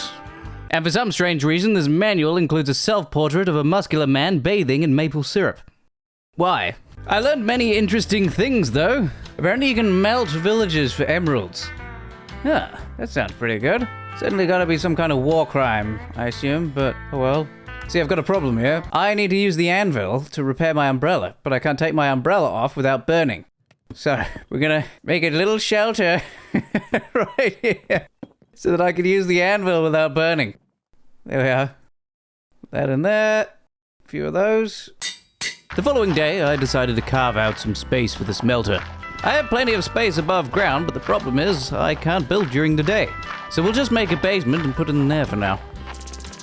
And I can just follow my handy how-to manual here and just place the blocks down and it should work. Now I thought what I had to do was put lava in here and then fill it up with iron, and then that would mean that I now have melted iron. Turns out that is not how it works, and instead I seem to have created some kind of cursed fondue. What you're actually supposed to do is fill the fuel tank with lava, and then leave the iron in the middle to melt. What I had done is basically sprayed gasoline all over my fish fingers and wondered why things weren't going to plan. Now that I've put the fuel in the right receptacle though, everything seems to be working. And I can melt all of this iron at once, which is extremely nice. I had noticed in my list of recipes that apparently gold can make cobalt. And it would be nice to be able to get this stuff without having to go to the Nether. I don't like that dimension. It scares me. So I quickly headed down into the mine, stabbed a spider in the mouth, and managed to find some gold lying around. But after melting it down, all I had was a big soup of molten gold. Didn't have any cobalt at all. I felt cheated, lied to, and damaged, but don't worry, I had another backup plan. If you remember, we found all that amethyst earlier. We're gonna nab some of that and we're gonna melt it down. We're gonna combine it with copper, and that should give us amethyst bronze, which is an upgrade to our iron. Put in 8 of those. Let that smelt down. There we put in 8 of these. Let this stuff smelt down. There we go. Now we've got it. We got the goo. Amethyst bronze, eh? So now we can just squeeze it out somehow. And now we had some blocks of amethyst bronze. It's pink and stylish and is apparently better than iron, so... and the ball fondlers are back because I've been downstairs machinating for the past week and haven't slept. This is really annoying to do, but it's the only way to get rid of the phantoms. I've basically got to sleep till day, then because it's day and I need to go out and gather materials, I'm going to sleep until night. We basically lose a whole day just to get rid of the blue fondlers. See, this is what I need. I need more gravel. I need flint for arrows, and I also need the gravel itself to be able to make more grout. And if you remember earlier, I said magma blocks are going to be useful in the future. If we pour melted magma blocks onto the gravel, we can also get scorched stone, which can be used for a few things. but most importantly, we can use it to build our beautiful, stylish anvil. This thing is basically like our tinkering table, where we can throw things together, except now we can combine 5 different materials together to get effects. This drastically increases the variety of enchantments we can put on our equipment. And the other thing I'm going to do, of course, is I'm going to make myself a pink pickaxe. As well as being alliterative, it's a very big upgrade over my iron smelly pickaxe head, a highly engorging increase in durability and mining speed. While we're discussing upgrades, I'm also going to make myself some pink chainmail. I may be a gremlin, but no one can say I don't have style. And the last thing I did with all of my new equipment is create a vein hammer. And this is what it allows me to do. It allows me to mine things in a very inconvenient way, because I have to keep jumping over this block that's mined in the middle. But although it might be a little inconvenient, it is extremely quick. Look at all this salt that I've just gathered in about 10 seconds of mining. Finally emerging from my goon cave with all of my new upgrades, I checked what day it was, and apparently it's the night of day 39. I lost a lot of time down there. Now, although we have our stylish chainmail and fabulous pickaxe, I am pretty much out of amethyst, so we're going to go to the Nether and grab some cobalt and then come straight back. Oh, we're on the ground and we're near a Nether fortress. This is a good spawn. Now, as I mentioned, I initially thought this was a Nether fortress, but it's not. It's some kind of evil, hell-dwelling boss, and we'll fight that before the end. We need to develop our vampire powers a bit further, though, before we take this on. Right next to this hellish coliseum was our first little bit of cobalt. It's a tough blue material that you have to have a good pickaxe to get through. My stylish pink and diamond pickaxe will make quick work of it. Now that we had some cobalt, I could have left, but I decided to peek my nose into the arena. And very quickly deduced this looks like a dangerous place where I shouldn't be. Returning home, I placed my cobalt into my smelter and gave it a good kick in the teeth to start smelting. Within a few minutes, we had a good load of molten cobalt. And I upgraded a few more of my tools. A little later, I learned something interesting about the ore miner, and highlighted why it's perhaps useful to use one's brain from time to time. The ore miner is not an annoying tool as I thought earlier, and instead has a very specific purpose, in a 3x3 spherical radius. This means if you try to mine some kind of ore, for example this redstone, it'll grab all of the redstone nearby. If only I'd known earlier that this tool was specifically for mining ores. If only they could have given me some kind of hint that's what it's for, by giving it a specific name, for example. Now, I should explain by this point, the reason I had been spending so much time focusing on my tools and such was because I desperately wanted to build my vampiric base without expending too much of my playtime. I wanted to spend a little bit of time making sure I had the best tools available, and then a little bit of time building my base, and then the rest of the time upgrading my vampiric powers in preparation for fighting the gods. So to that end, I made the vein hammer so that I'd be able to gather blocks faster. After finding out what the vein hammer, or ore miner as I've been calling it, is actually for, I then made another tool called a sledgehammer, which does exactly what I thought it would. It mines all blocks in a 3x3x1 radius. And with this, we will easily be able to get all the blocks we need from the vampire lands. After a single day of work, I'd managed to gather 8 or 9 stacks of deep slate. I wasn't sure by this point how much deep slate I was going to use, but hey, I'm sure it'll come in handy at some point. I was mainly just testing out the hammer. It's very delectable. Suddenly, my hammering session was interrupted. A group of vampire hunters had found me and I needed to make a getaway. Initially, I started to try and run away like a brave man, but then my ghoulish brain got the better of me. I thought maybe I can fly around and try and trap these men somehow. Vampire hunters are very dangerous, especially in a big group like this. The upgrades we've made to our armor mean they aren't killing us straight away, but I need to be extremely careful. Landing in the middle of the group will mean instant death. So I kept on skirting around the outside and throwing out feverish stabs every time I could. I tried luring the hunters over to a giant spider, but it just started machine gunning hares at me, so that plan ended before it began. Skeleton, save me. Protect me, bone boy. How are there this many hunters? Back fiends. Oh, I should have defended my base better. You cannot have the lemongrass man. Look at that skeleton just being submerged. This is my Sangria. You can't have it. I'm gonna use the terrain to my advantage. Wonder if I could trap them, perhaps. Oh, that's an idea. And then we fly out. Oh god. Okay, that was a bad idea. Come on, I can lure some of you into this hole, surely. Nope, okay, they're all smart enough not to fall in. There's so many. I still hadn't shaken them by the time the sun began to rise, and needed to head home for shelter. I was also being chased by a ball gobbler, so that was exciting. I quickly dashed inside, closing the door behind me. Thinking I was safe, I just started heading down into the goon cave to do some mining or whatever, and then heard a very exciting sound. They came in. Run. Oh god, the hunters are inside. Oh, of course, they're hunters, they're people. They aren't just gonna stand outside. Oh, but they're all coming single file. Yes. You fools.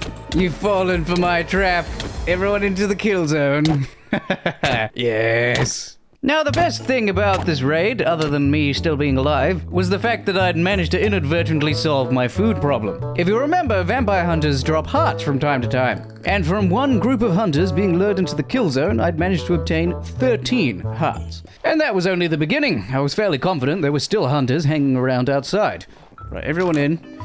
Yep, everyone in. Yes. From the second swarm of hunters, I'd managed to obtain a new type of heart, and this one can be consumed for an extra permanent heart.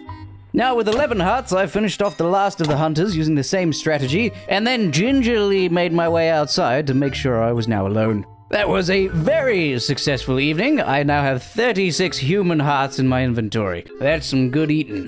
Next, I desperately wanted to upgrade my new tools with diamonds, and I had none left, so I had to go looking for some. Luckily, my ore vein miner thingy was very helpful. These new mining tools I've made are awesome, but they do run out of durability incredibly quickly. This is going to help a lot. And in case I was besieged by hunters again anytime soon, I thought I'd quickly pop to the Nether and gather myself as much cobalt as I could. Cobalt and quartz, because apparently quartz is one of the gems you can glue to your weapons to give it more damage. It was then that I ran into this strapping young fellow. He's a goblin trader. And by that I don't mean he sells goblins. Instead, he trades a variety of items, the most important of which to me was this nether wart at the top here. I only need a little bit, and then I can grow my own. I really don't like being in the nether. It seems like a waste of time to me, so I just want to pop in and pop out. I used the cobalt I'd gathered to upgrade my sword, as well as my other mining tools. I also drastically improved my stees by making myself some new shoes. Oh, hell yeah. Slip those puppies on. My god. Now that we had survived the vampire hunter apocalypse and also had improved our gear, it's time to return to the task at hand. Building our beautiful vampire home. And for that, we need more of those vampire bricks, don't we? Oh my god, look at this thing. I sellotaped a few bits of cobalt to my sledgehammer, and my god, it's beautiful. I finished up my gatherings just as the sun was beginning to rise, and started heading home, completely forgetting that I'm a vampire. You know, it just occurred to me as I looked to the sun over there, I'm probably gonna die. Oh, yep, okay. Swim, swim. Back swimming with my friends, the corals. Oh wait, do I have my umbrella? I do. Okay, we can just go to land. Swim over. That umbrella is very helpful. Not very manly, mind you, but helpful. Here we go. Umbrella time? Ah, look at my delightfully engorged trees over there. Very long and well-groomed. Once home, I helped myself to a Reginald Snackington, and then got to work. The plan was to spend the next couple of days outlining the base. What I had wanted to do was get a solid structure before starting to build upwards. Some say that truly beautiful artwork embodies the concepts of good design at every stage of development. All that means is we have to start off good and end better. Yeah, simple as that, really. One of the absolute best things about my bat ability is being able to fly up in the air and make sure that my thing is starting to look good. I don't necessarily think it's amazing, but it's at least symmetrical. Before morning, I ran into another of the Bone Boys. If you remember, one of these blokes almost smoked me at the beginning. But now, due to my blood abilities, I was able to eat his eyes pretty easily. The sun began to rise, so I headed back into the Goon Cave and continued with the renovations. The Goon Cave was getting a little cramped, so I needed to expand it a little. It's nice to have some breathing room down here for my dark, evil machinations. And within 24 hours, we had a massively increased amount of space. I can't emphasize enough how engorging the sledgehammer is. That is, I would be singing its praises, but it needs repaired every 5 seconds. It's using all my damn iron as well. But it also makes mining a breeze, so come see, come saw, I suppose. Oh, hello. There's a vampire in my mining hole. By now I had some of the blocks that I was going to need for my house, but not quite all of them just yet. I was tempted to create this, the Foundry Controller. What we've been using so far has been the Smeltery, and the Foundry is the next step in the Pokemon evolution. It'll give us access to further materials, tools, and items, and might very well come in handy. You can basically smelt down raw materials and sometimes get extra stuff. If you remember a while ago I was trying to melt gold to get cobalt. This is how you do that. One thing we need for our foundry is a lot of soul sand. We need it to make a thing called Nether grout. It's used to smelt down into foundry bricks. We're going to hold off on the foundry stuff for a few days though. First we're going to focus on our vampire abilities. If I don't want to start dying to the random mobs that live outside, I'm going to have to make sure my glorp levels are as high as possible. And by glorp levels, I of course mean vampire abilities. I could have just said that really, instead of explaining it. Anyway, so we need to do a new ritual. Lucky for us, we don't have to start from scratch. We can use this pre-made altar. All I have to do is extract these blocks that help channel the powers. All I then had to do was yoinky skloink the blocks back into the holes, and I was now able to activate the altar. A new ritual has new requirements. I now need to sacrifice human hearts as well as a vampire history in order to level up.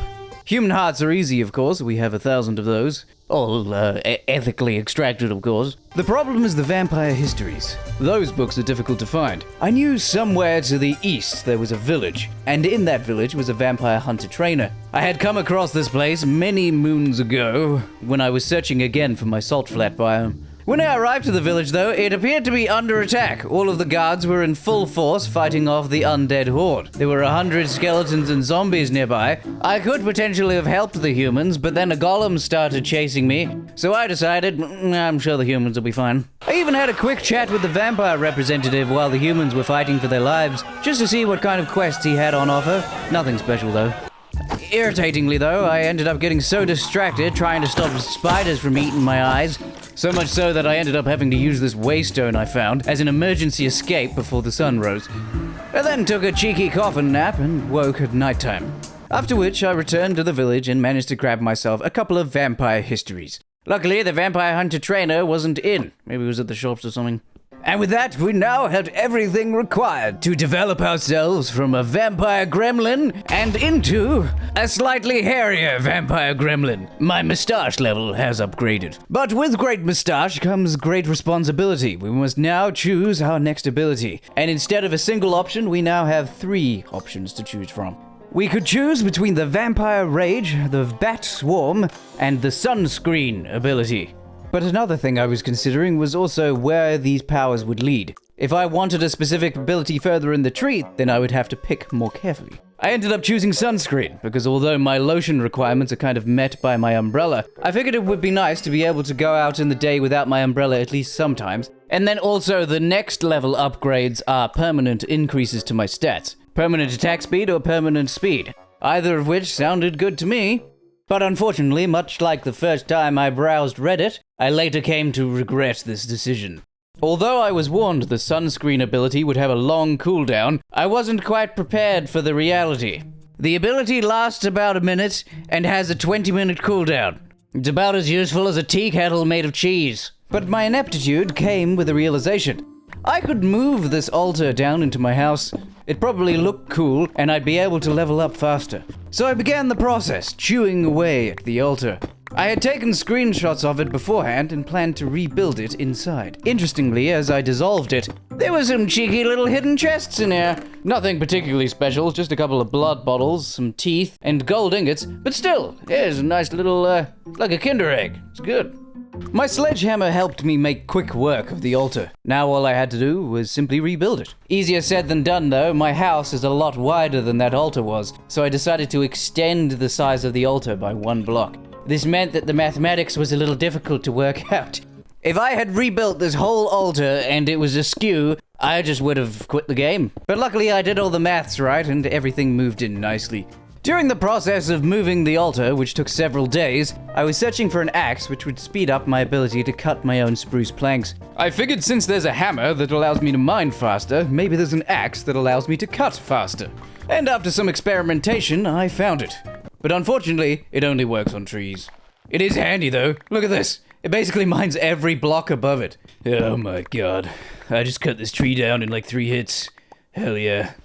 It did take quite a few days in order to move the altar, and in fact I had to cannibalize another altar from a different place in order to get the extra blocks I needed. But once I was done, I was a very happy man. It was now day 55, but I had the ability to perform vampire rituals from the comfort of my own home.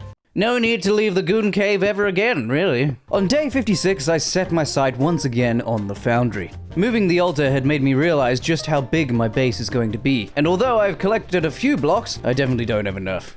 With the current state of my tools, I could definitely get all the blocks I want, but I don't want to be spending too long simply gathering materials. I'd rather spend a little bit of time making the foundry and upgrading my tools than spend lots of time simply mining blocks. I got the thing mostly built, but I needed a lot more nether grout. I ran out of quartz, which annoyed me, honestly, because I really don't like going to and from the nether. I want to become a vampire god in my goon cave, not some nether explorer. But I knew if I wanted to be a vampiric homeowner, I'd need a foundry, so it is what it is.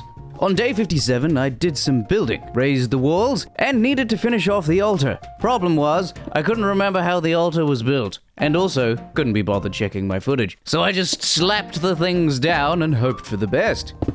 Now I needed a floor to stand on. I was getting sick of all this salt in my boots. The prevalence of my engorged spruce trees nearby meant that I had a lot of wood to work with, and was able to put in a floor nicely. Only problem was, my umbrella keeps dying. You know, if you had told me at the beginning of this video that one of the things I'd be most occupied with is maintaining my umbrella as a vampire overlord, I would have thought you were a bit strange. Now, I desperately wanted to develop my foundry further, but before we do that, we should probably do some vampire leveling. It's been a while. Problem is I need pure blood to level up further. I have this bottle here, but its purity is 5 of 5, which is very, very pure. We don't need blood of that purity yet. So either we need to find a vampire baron or baroness to steal their blood from, or we find another altar with another one of those cheeky chests. Not too far from home, I did find another altar, although it's a very small one, so I wasn't certain if there would be a chest here. I also stole all the pillars, just in case I needed them for later. I still had a need for more vampire bricks, so I set about disassembling. I was starting to lose hope I wasn't going to find any chests, but eventually I did. It was right in the middle. I guess that makes sense because this one was a bit smaller than the others. Lots of blood bottles too. I just need the pure blood. Thank you very much. Now, theoretically, we had everything to do our ritual. Problem was, it wasn't working. I wasn't sure why, so I did what any respectable vampire would do at this point. I got bored and just kept developing my real estate empire. Now, I desperately wanted my base to have more Riz than the Rizzler. And to that end, I started putting some lava in. My theory was the subterranean glow would add a certain je ne sais quoi to the build. I'm just gonna cross my fingers and hope that this wooden paneling placed right next to the lava doesn't catch fire, which it almost certainly will. Now then, back to this thing. It wasn't working because apparently it wasn't strong enough. I wasn't sure if that's because I placed the pillars incorrectly, or if I needed to put in some new glorbage. Since I couldn't remember how the pillars are supposed to be placed, I thought I'd try the glorbage strategy first. There's a little bit of gold nearby, and I thought I could stab it into one of the pillars. Maybe that'd give us what we need. I plugged that puppy in, and to my surprise, it did actually work. Yes, let the powers that be fill me with the glorp juice.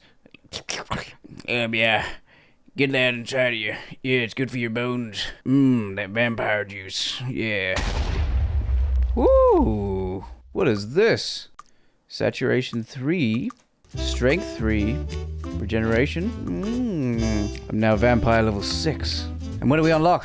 Let's have a look. So we can get permanent attack speed or permanent speed, or alternatively unlock the vampire rage or the vampire bats. Let's go vampire speed, because I want this permanent attack damage boost. Now, of course, although I had managed to increase my powers as a vampire, umbrella was still the relevant issue, and in order to keep building during the day, I need more iron. It is insane the amount of industry that goes into the maintenance of a single umbrella. Okay, that's the last time I'm going to complain about the umbrella, but I assure you, it is a persistent issue. Those lagoon bags again. Right. Yeah, the wooden paneling is catching fire, so we're gonna need to extend this brick, I think, by 1. Now, the revisitation by the Phantom Men had reminded me that I need to keep getting stronger. And I suddenly realized I have one of these fists just laying around, so I thought I may as well eat that. And then next I set out to find a new forest. To get higher vampire levels, we need more vampire books. These are tricky to find, and I believe you can find them in vampire biomes, along with the pure blood that we're going to need to keep developing. Pure blood and vampire books are dropped by vampire barons and baronesses, who can only be found in vampire biomes. It didn't take me too long to find the place the map was leading to, and as luck would have it, I managed to clock a goth MILF mummy soon after entering the biome. Problem was, she was female, and due to the fact that I am the way I am, I knew I had no chance at diplomacy. Bragging about one's Minecraft YouTube channel seems ineffective. I've tried. I have the high ground! Oh, one of these stupid creatures. Okay, keep the distance. She just shot me or something. How about you go back to the makeup aisle where you got that lovely face mask. Right, you. Oh, oh, she hurts. Stab, stab, stab, stab. Me in your eyes. Yes. Okay, we got some pure blood. Purity 2 of 5. Hello, boys. Did you see that? I absolutely smoked Miss Demetrescu over there. Can I help you, Kyle? Immediately following my genetic victory, I was then stunned to find there was a wild teleport thingy here. Absolutely fantastic, because that means we might be able to come back and farm more of those vampire barons, in the hopes of getting our vampire books we need to get further. Since I had the teleport there, I figured I may as well dig down and grab some more vampire blocks. No point in wasting this opportunity. After I emerged from the mine with 6 or 7 stacks of vampire blocks, I teleported home, and much to my delight, it was raining. Another foggy day for me to build with. Well, I say that, I actually ended up staying in. I developed a new device. It's called a shovel. I basically realized in order to finish off my foundry, I'm going to need a lot more nether grout. And for that, we need soul sand, gravel, and magma. And I also needed to refill my lava buckets. I was fresh out. So I skipped on down to the lava lake and immediately fell in. Ah! My god. Am I gonna die? I need to wait until I stop burning before I fly. There we are. I managed to find myself a nice patch of gravel on which to test the shovel. Turns out it's basically just a sledgehammer, but for dirt and stuff. And after a bit of searching, managed to find the soul sand I needed too. It was a relatively simple process. The only thing making it difficult was all of the zombie pig racism. God, why do they dislike me so much? Is it because I'm undead? Aren't they undead? I don't understand. What's with the prejudice, boys? What have I done? Is it because I'm pale? That might be it. I emerged from the Nether on day 61, and immediately made a rather large mistake. I needed to melt down all of my grout into bricks to then use on the foundry. I thought I may as well just plonk them into the smeltery, and that would do the job for me.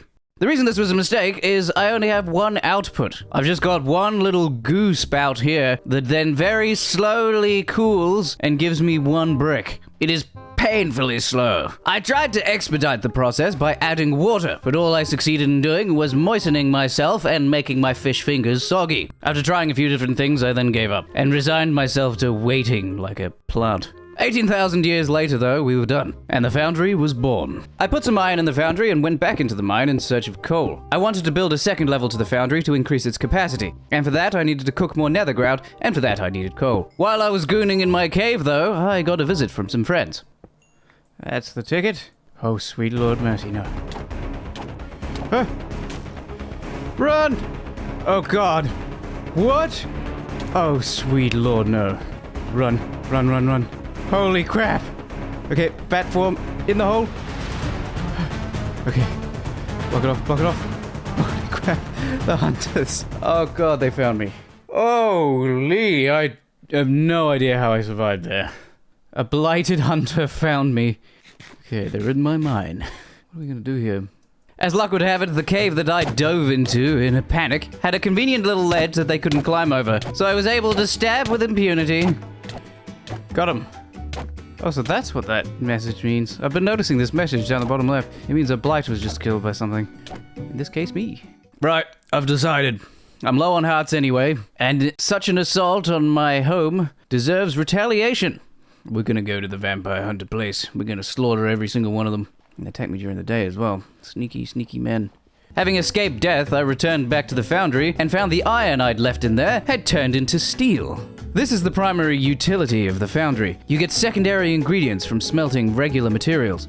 I wasn't able to get too excited though. Before I could even extract the steel, I was attacked by a tweaked out crackhead. Not again. Not again. Get the high ground. He wants me. He wants me. It was a good thing that I'd inadvertently built my base designed for bat people, not for humans. So these little ledges would be a nightmare if I wasn't able to fly. It was unintentional, but it's given me a significant advantage over my vampire hunter friends. On day 63, I rubbed a couple brain cells together and solved my slowness problem. The solution was to add a secondary slurp device. Basically, with two things cooling at once, we've doubled our efficiency.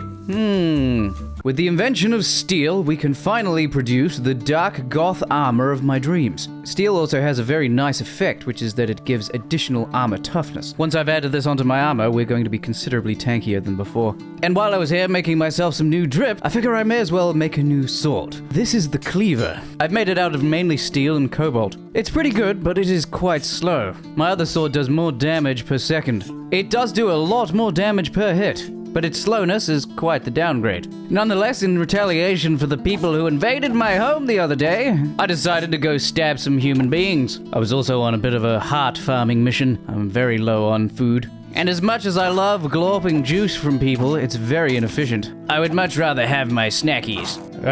Looks like the sun's rising. We didn't manage to accomplish too much, but we've done some damage to this place. May be able to finish this place off relatively soon. Oh, be careful. Damn hunters. Yeah, sun's getting a bit too high. Let's head back to the church. Gonna get kicked out about 4 minutes a second now. Oh, there we are. Oof. Okay. Hello, boys! Annoyingly, despite my attempts otherwise, we didn't get too many hearts during the night. I only had 11 hearts left. But it was about that time I remembered one of these guys actually sells hearts. You there? Yes, you're the man that sells hearts for a very cheap price as long as I don't keep eating people. And of course, because I keep doing that, it's very expensive. Realizing that that man sells hearts gave me an idea. One of the interesting things about our foundry is that it allows us to melt creatures. In fact, this metal here, Herpetian, this purple stuff, is made using, instead of lava, blaze blood. And you get blaze blood by melting blazes. Carrying a blaze all the way back to my foundry would be a pain in the testicles, however, so we're not going to do that. Instead, we'll add this modifier to our weapon. It's called melting, and it allows you to melt things when you kill them. If you melt a blaze, you get blaze blood. If you melt a villager, well, we'll leave that as a surprise for later. It was now day 66, and I wanted to find some of that blaze blood. Annoyingly though, I need blaze rods before I can add the enchantment to my weapon. The process is cyclical in that way. I need blaze rods in order to melt blazes. I also figured while I'm down here, I'll refill on lava buckets. There's a good amount of lava on my home right now, but there can always be more. Every time I go into the Nether, I try to refill. Immediately though, I roasted myself again. I keep doing this. I started my search for blazes by just heading off in a random direction. I had the location of my home portal, so there was no chance I got lost, and my bat form made traversing the Nether extremely easy. The only real issue was the giant marshmallows that lit me on fire. That was fun. I wonder if I can stab this ghast by clever use of my bat form. Let's give it a crack. Oh. It didn't work. Ow, ow, I'm on fire. Ow. Traversing this land would be so much easier if all of these pigs weren't angry at me all the time. Still don't know what I've done to incur their wrath. Might have been all the bacon I've been eating since I've been here. It took quite some time, actually, but eventually I stumbled into a fortress. Within the first chest, I managed to find a spell that allows me to teleport. This is a very rare and incredibly useful spell. Only problem is, I don't have a spellbook or any way to use it. I decided I might look into magic later. Only problem is, I don't have much time at the minute. Between developing my Redditor powers and building my vampiric palace, I honestly don't have much free time. Even Goonings had to take a backseat recently. The fortress I had found was quite extensive, and blighted pig creatures made it extremely difficult to navigate. But much like catching a monkey, perseverance is key. And eventually, I found my cinnamon men by which I could grab my blaze rods. I later discovered my vein hammer, which I had glued a bunch of gems to, actually increases the drops I receive. I thought it only applied to things I mine, but it also applies to items mobs drop. And so I was able to head home with a nice pocket full of blaze rods. 16 to be exact. The only issue was, upon attempting to leave the Nether fortress, I very quickly noticed that much like a hamster sellotaped to a ceiling fan, I've gotten incredibly turned around, and was many thousands of blocks away from where I needed to be. As luck would have it though, I managed to find a almost intact Nether portal, and I was able to steal all of the obsidian and rebuild it. I had hoped that by going through I would be closer to home. this was untrue. I was roughly 10,000 blocks away from home. I was inside of a geode, though. That was at least interesting. And was able to restock on some amethyst. But the solution to getting home was definitely to get back into the Nether and to try and find my original portal. On the way, I naturally found another fortress, much closer than the one I was just at, and was able to fight some of the bone boys. I gave the lads a good whacking with my ore hammer and managed to leave the place with about 5 wither bones. These wither bones can be glued onto weaponry to give an enchantment that heals you when you do a critical hit. I was hoping this would be very helpful in defeating that vampire hunter lair. Oh, this is familiar. Okay. Somewhere around here. There it is. Finally. Bloody hell. Now that I was home, I glued 2 blaze rods, 2 lava buckets, and a foundry controller onto my sword and gave it the melting enchantment. It should now melt my enemies. Hello? How are we? Now, one of you needs to step into this conveniently placed container. You there. Get in the hole. Yeah. Okay. Uh-oh, I fell in the hole. Okay. Now this should melt him. I don't think he got melted. I then learned in order to do this properly, you need to also have the tank modifier to store the liquid that you get. So I quickly popped home, glued that on, and headed back. Much to the terror of the villagers, probably. But oh well, I couldn't convince them to go into my trap anymore for some reason, so I had to resort to more efficient methods. Got him. Did it work? Oh yes, Molten Emerald, 178 of 2000.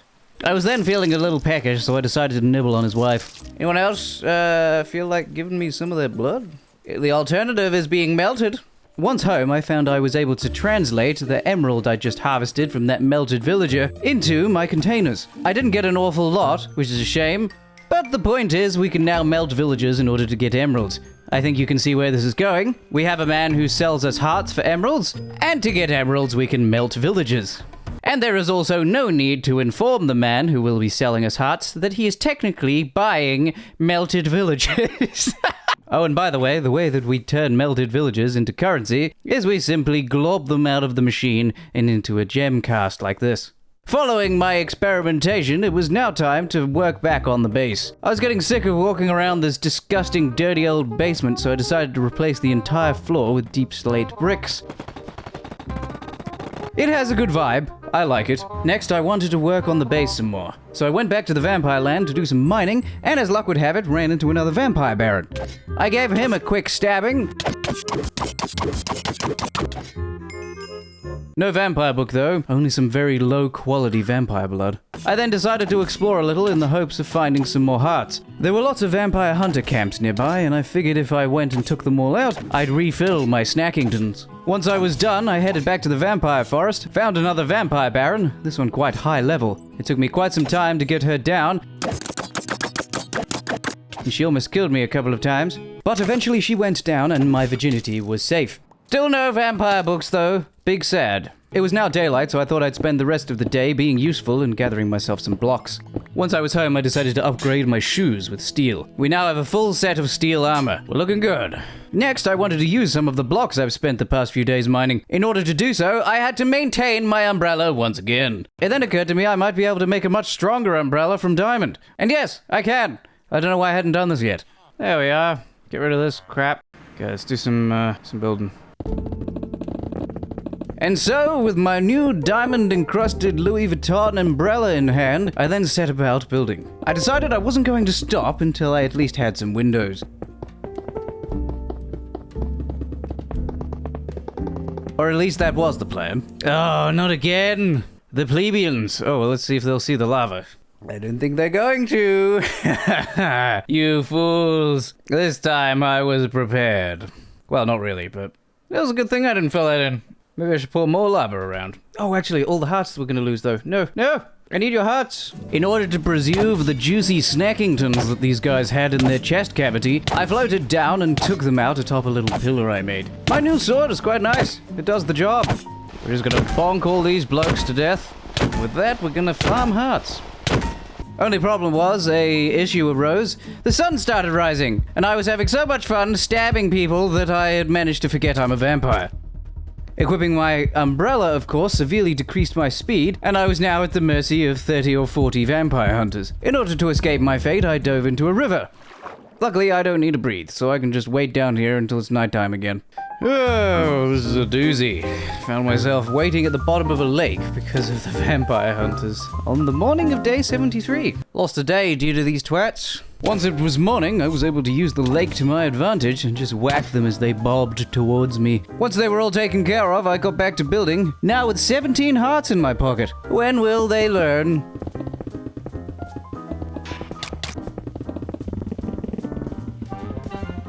By the middle of day 75, I'd mostly finished. I'd played around with a few different ideas and came up with something I was quite happy with. One of the nicest things about being able to turn into a bat at the moment is my ability to check my own work.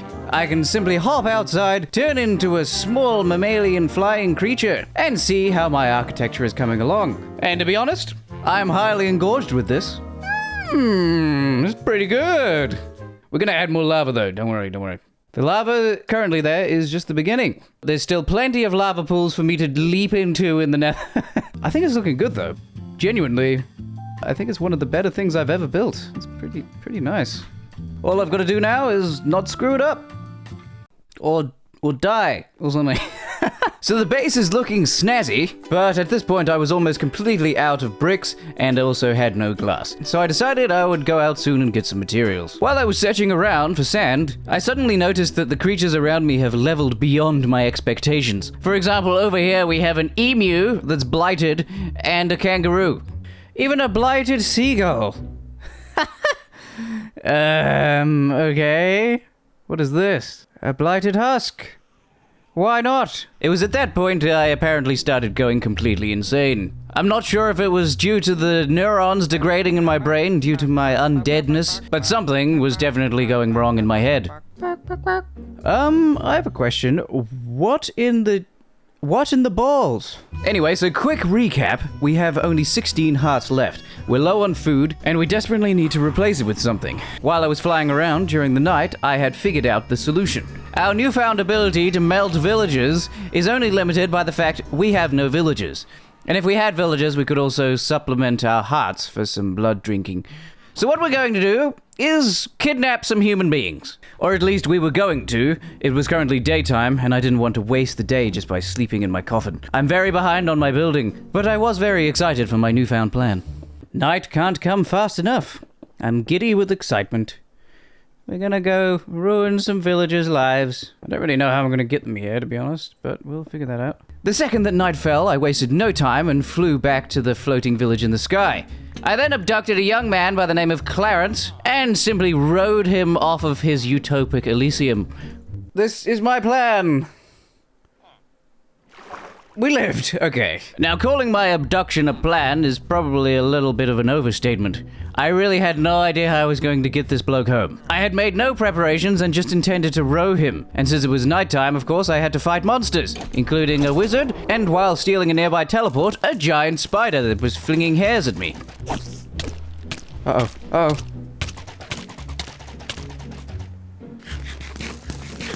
We're alive. While I was distracted, Clarence apparently got partially eaten and had turned into a zombie. Oh, Clarence! I'm so sorry. I didn't think this through, like at all. I'm so sorry, Clarence. Making a swift exit before the Federals arrived, I decided I would start a second version of the plan, one that's considerably less terrible. I started digging straight through the mountain. If my calculations were correct, this would lead me to the sea on the other side. I could then build a railway by which to bring the villagers inside, and by morning I'd managed to punch my way through. I then built a crude little bridge in order to connect the railway tunnel to my house, and then started building my new glorious railway. It cost a hell of a lot of iron and my personal time, but I was certain that this would work and pay off. Let's be honest, I can't believe it took me this long to start abducting people. Hello, lads. Sorry about Clarence. He's not around anymore. Clarence would have fried to death. Ooh, yeah, I just realized that. Oh well. Right, you're coming with me, Bartholomew. Down we go. Woohoo! Oh yeah. Told you we'd be alive, Bartholomew. You didn't believe me. You betrayed me. There it is. Look at that. There's a rail cart for you. Oh, there he goes. Right, I need one more volunteer. What happened to Clarence? Don't worry about it. He's fine. He's living with me. Glortbert, quickly, get onto the minecart, or we'll all die. Only you can save human and vampire kind. Get in the cart, son. Son, stop that! Alright, we're sending the cart up. Get him. Pick him up. Uh-oh. Glortbert, get... What are you doing? Glortbert! Get in the cart. Get in the cart. Oh, you absolute testicle. Glortbert, why? Glortbert. Glortbert! Stop running! No! Wrong way! Oh, I'm gonna stab you in the mouth. There he goes. Who even names their child Glortbert? Uh-oh. Glortbert? No! Glortbert! No. No, no, no. Do not do that. You two are my friends. I couldn't make real friends, so I had to buy them. Get in there. Uh-oh. Right! Welcome to your quarters. You'll be in here for the foreseeable. Make yourselves at home. Glortbert and Bartholomew. Good friends. Oh, I'm gonna need to start growing things to get these guys some food. I forgot they won't breed without food. Or beds. Yeah, I'm gonna need to make them some beds. Now, my initial plan was to have these two create children, which would then go through here and fall into my furnace. This would melt them down, and I would get all the emeralds I desire. But it then occurred to me that perhaps children are not very valuable, so it could be more worthwhile to allow the children to grow up into adults. So the following day, I got some farmland together so I could start growing them food, and then set about building them a little playpen. I've had extreme difficulty in the past breeding villagers, and I think one of the reasons is lack of space. So this should be more than enough to have some free-range villagers breeding continuously. Oh yes. On day 81, I stabbed this man. He's an Enderman, and he drops teleporting balls, of which I need 4 to be able to create a teleporting crystal. The crystal will allow me to teleport to any of my waystones I've placed. But the main reason I'd come out here, before being distracted by that man's teleporting balls, was to gather sand for the windows of my house. I'm getting sick of all the flies getting in. Later on, while I was restoring some of my depleted supplies, I found an empty cave I hadn't been into. I was mainly down here in search of gold, but ended up running into an incredible amount of heart shards and power crystals. These permanent buffs are very, very welcome, and I used them as soon as I got home. Sadly, using the heart crystals depletes my XP, and it seems I get an extra heart for every 10 levels I have. But anyway, we have 15 hearts now. And these upgrades came just in time before I was attacked by a group of the plebeians. They had the collective IQ of your average roll of Scotch tape. On day 83, I was just about to refill my foundry. But then I suddenly had the thought, perhaps we go get that blaze blood instead. Since we now have the weapon that allows us to melt things, if we can find another fortress and stab a few blazes, we can fill our foundry with a new type of fuel. While I was flapping around, I found one of those warped forests. Often, Endermen can be found here, and I had brought the balls that I'd collected with me, but I was too short. As luck would have it, I ran into a whole plethora of the things. And a few skloinkingtons later, I had all the balls I needed. Making this teleport crystal was incredibly handy, as it meant I could just teleport home when I'm done in here. It took a hot minute, but eventually I found another fortress. Stabbed a few blazes to collect their goo, and this time I also had the foresight to place a waystone down. Now I was able to teleport back if ever I needed to. With my new forge juice, I'm able to smelt things 50% faster. And as an added bonus, we can alloy new materials in the melter. This purple stuff isn't only delicious, it has very unique properties. Its effect is that it will increase the digging speed the more you use the item. And if we make armor with this stuff, we receive more protection the more damage we take. These two effects are very powerful. Only problem is, to make this goop, you need cobalt, of which I have some, but not a lot. So the best I could do right now is simply add it to my hammer. Wanting to make use of my new toy, I headed back to the vampire woodlands and climbed on down into my highly stripped mine. To make a beautiful vampire home, you of course have to destroy a few ecosystems. I then zipped home using my new crystal and started cutting my vampire bricks into blocks. Stepping outside with my fanciful umbrella equipped, I then realized that the solicitors were still here. I had apparently not finished off all of them the other night. I was getting a bit worried though. I only had 3 hearts left, and for some reason these guys were being a little selfish and weren't giving me any. So in an attempt to go back to one of the previous plans I'd started and then gotten distracted with, I made a scythe for farming and stabbing. As well as reaping humans, it is fantastic at farming. It replants automatically. This is by far the best tool that's ever been invented. In the morning, my friends had finally reproduced, and we now had a third person to add to our menagerie. Next, I had to design a method by which I could use this man to my advantage. What I decided was I would build some kind of laundry chute system. The child would go in here, at which point he would fall onto the lazy river, and he would then grow up into an adult, and I could at which point steal his blood or melt him. I spruced up the landing zone where he would probably be spending the entirety of his life. Unfortunately, while I was building, Timmy had apparently escaped and was now running around my basement. Again, originally I had planned for the water chute to go straight down into the furnace, at which point he would be melted. But I have a sneaking suspicion that the emerald value of tiny little orphans is not very high. In between doing all of these war crimes, however, I'm spending most of my time building. I've come to realize that I've built my house way too big, and I'm going to struggle to finish it before day 100. So I'm spending every single night and most of the day building at the minute. In the morning, Jimmy had grown into a fully fledged adult, so it was now time to melt him. I know you're all dying to hear what the emerald value of one fully grown orphan is. Sadly, it's only about 37 milligrams or 3 emeralds worth. Almost not even worth the time, to be honest. But it's a passive emerald generator, so I may as well leave it running. And I suppose I can also steal sangria from the parents, which rations my remaining hearts, which is nice. In terms of building, I was now at the point where I needed a roof. I wanted some kind of red block for the roof, and the first thing that came to mind was either netherrack or netherrack bricks. But I wasn't terribly fond of that idea because I have to cook all of the stupid bricks before I can use them. So I headed to the vampire forest in the hopes I could find something as an alternative. I don't know exactly how this works, but basically orphan blood ends up in some of these trees.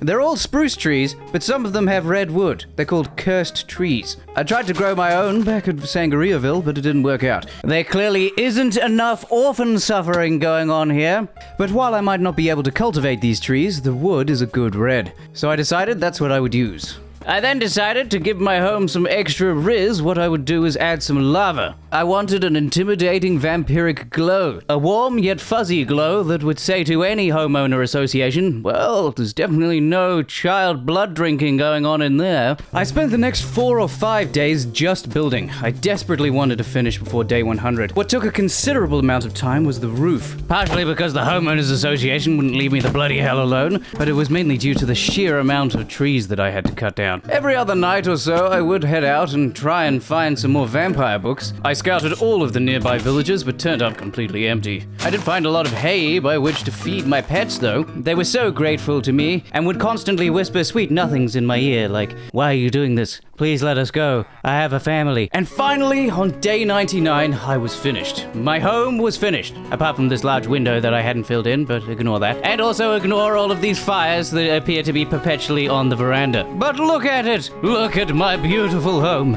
My beautiful vampiric manor, within which there is absolutely no human breeding programs or orphan blood drinking. But finally it was finished. I decided to have one last ditch attempt at trying to find some vampire books.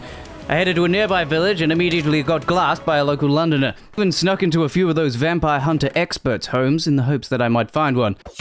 Okay, I'm going. Heartbroken I hadn't managed to find any more books to level up, I somberly headed home as the sun of day 100 peeked its head over the horizon. But that's okay, we're still a moderately powerful vampire and we have some bloody good gear. I went down into the Nether to the arena. The Lord of the Underworld must now be defeated. By me, the Lord of the Redditors. What are you doing? Get out of here. I'm monologuing. I headed inside, and much to my surprise, the ground floor was completely empty. I started heading up one of the little spindly staircases, and on the second floor found what appeared to be a sentient Beyblade. Apparently this creature was called a Revenant, and I initially thought he was the final boss I'd come here to find. After a little bit of learning and some stabbing, he fell down, and I was very surprised to have won so easily. I then climbed the staircase to the second level and found something much more intimidating. Using an item dropped from Beyblade Man, I threw it into the altar, and things started to shake and get a bit exciting. And well, it was about that time some heavy metal started playing, and I realized that I'm about to get abused. What? Huh? I have not put this music on. This is just part of the boss fight. Huh? Oh, sweet lord.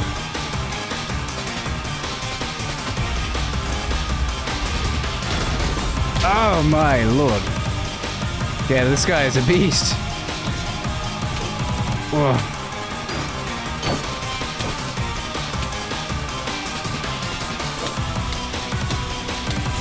No! Fly! What are you gonna do now, Lizzo? Oh boy, he's shooting at me. Oh, what excellent music!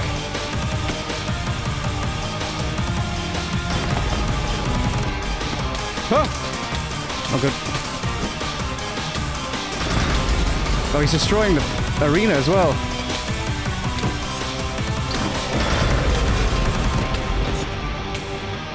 Okay, this is bad. This is bad. This is bad.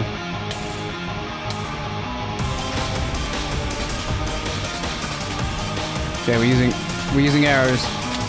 Oh no. Okay, we're fine.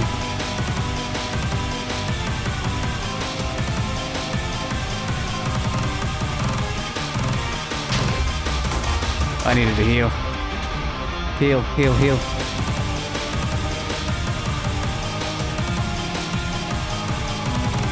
What if I drop and shoot him at the same time?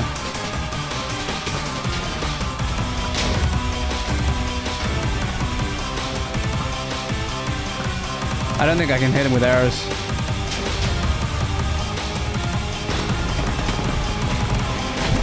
Oh!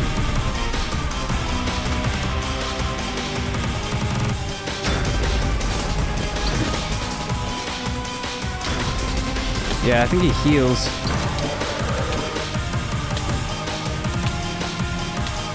He's healing, yeah. Ugh.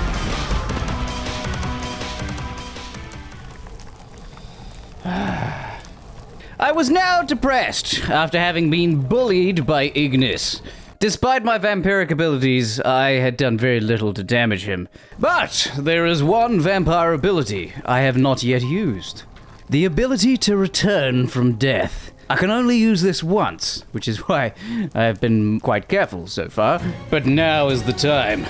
I will rise and very quickly piss right off and go home. Yeah, I'm having none of that. Absolute bollocks. He slapped me against the wall like a wet paper towel. I returned home, thinking what I could do, what I could possibly do to empower myself to maybe fight Ignis again. And then I had a thought. Maybe, just maybe, I might know where some vampire books are. I chewed my way into the vampire hunter base, determined to climb to the top of the tower and annihilate every last hunter, glorious though their moustaches might be. Surely, if anywhere has a book, it's gonna be this place. It did take me quite some time. It was now the night of day 100. We're verging on day 101. But I, of course, couldn't enter until all the blights had been dealt with. That would be death. And this time, final death. Once the blights were down, though, I was able to head inside and was quickly turned into a porcupine by all the crossbow men still shooting at me. Thankfully, my vampiric abilities, my health, and my passive abilities meant that I was able to survive and climb my way to the top of the tower. Upon which time, I was immediately stabbed by 3 Scotsmen for suggesting that perhaps beer should taste good. Whoa. Okay, that was close. After healing a little bit, I then returned to the pub for another intellectual conversation. And this time, I handedly won the debate. Yes. Ah. Terrifying. Right. Food. Yes. Vampire books. Excited as a hamster in a microwave, I quickly rushed home and began the ritual. Yes. Oh, it took so long to find those books. But they were sitting right in front of us the whole time in the vampire tower. Oh, yes, fill me with the sangria of goodness. Yes. Ooh, and I got an extra heart. Lovely. And an extra skill point. We can level up one more time, I think. So we could get the permanent attack damage boost, but I really want to get this, the vampire rage. Yeah. Okay, can we level up once more? How many hearts do we need? 10 again? Oh. Give me the globage. Juice me up, mommy. Yeah. Yes. Yes. Yes. Delicious. Oh, yes. Sadly, my second skill point kinda went to waste. I didn't have any combat-related skills to choose from, so I chose something to be able to see through walls. Maybe that would come in handy. I then headed back to the Nether and immediately got jumped. Bloody hell. That bloke came out of nowhere. Following this, I returned to Ignis's chambers, prepared myself, summoned him, and was immediately fed my own eyes. And that's about all she wrote. Thank you so much to the patrons. I am now going to read names at random. Igil, Turtle Boy, Amy Walker, Salted Bear, Bailey, Sophie, May, Mooney, Chris Libby, Haley, Les, Zenith, JWG, Alicia, Elvaria, Thex, Natarium, Valaby, and Jimmy. Thank you so much, you highly attractive and suspiciously wealthy human beings, for supporting me. I couldn't do this without you. This video has been a long time coming. I highly apologize for the delay. I've got another couple videos in the barrel, and hopefully they'll be coming out very shortly. Anyway, I have one last thing to say. Bananas.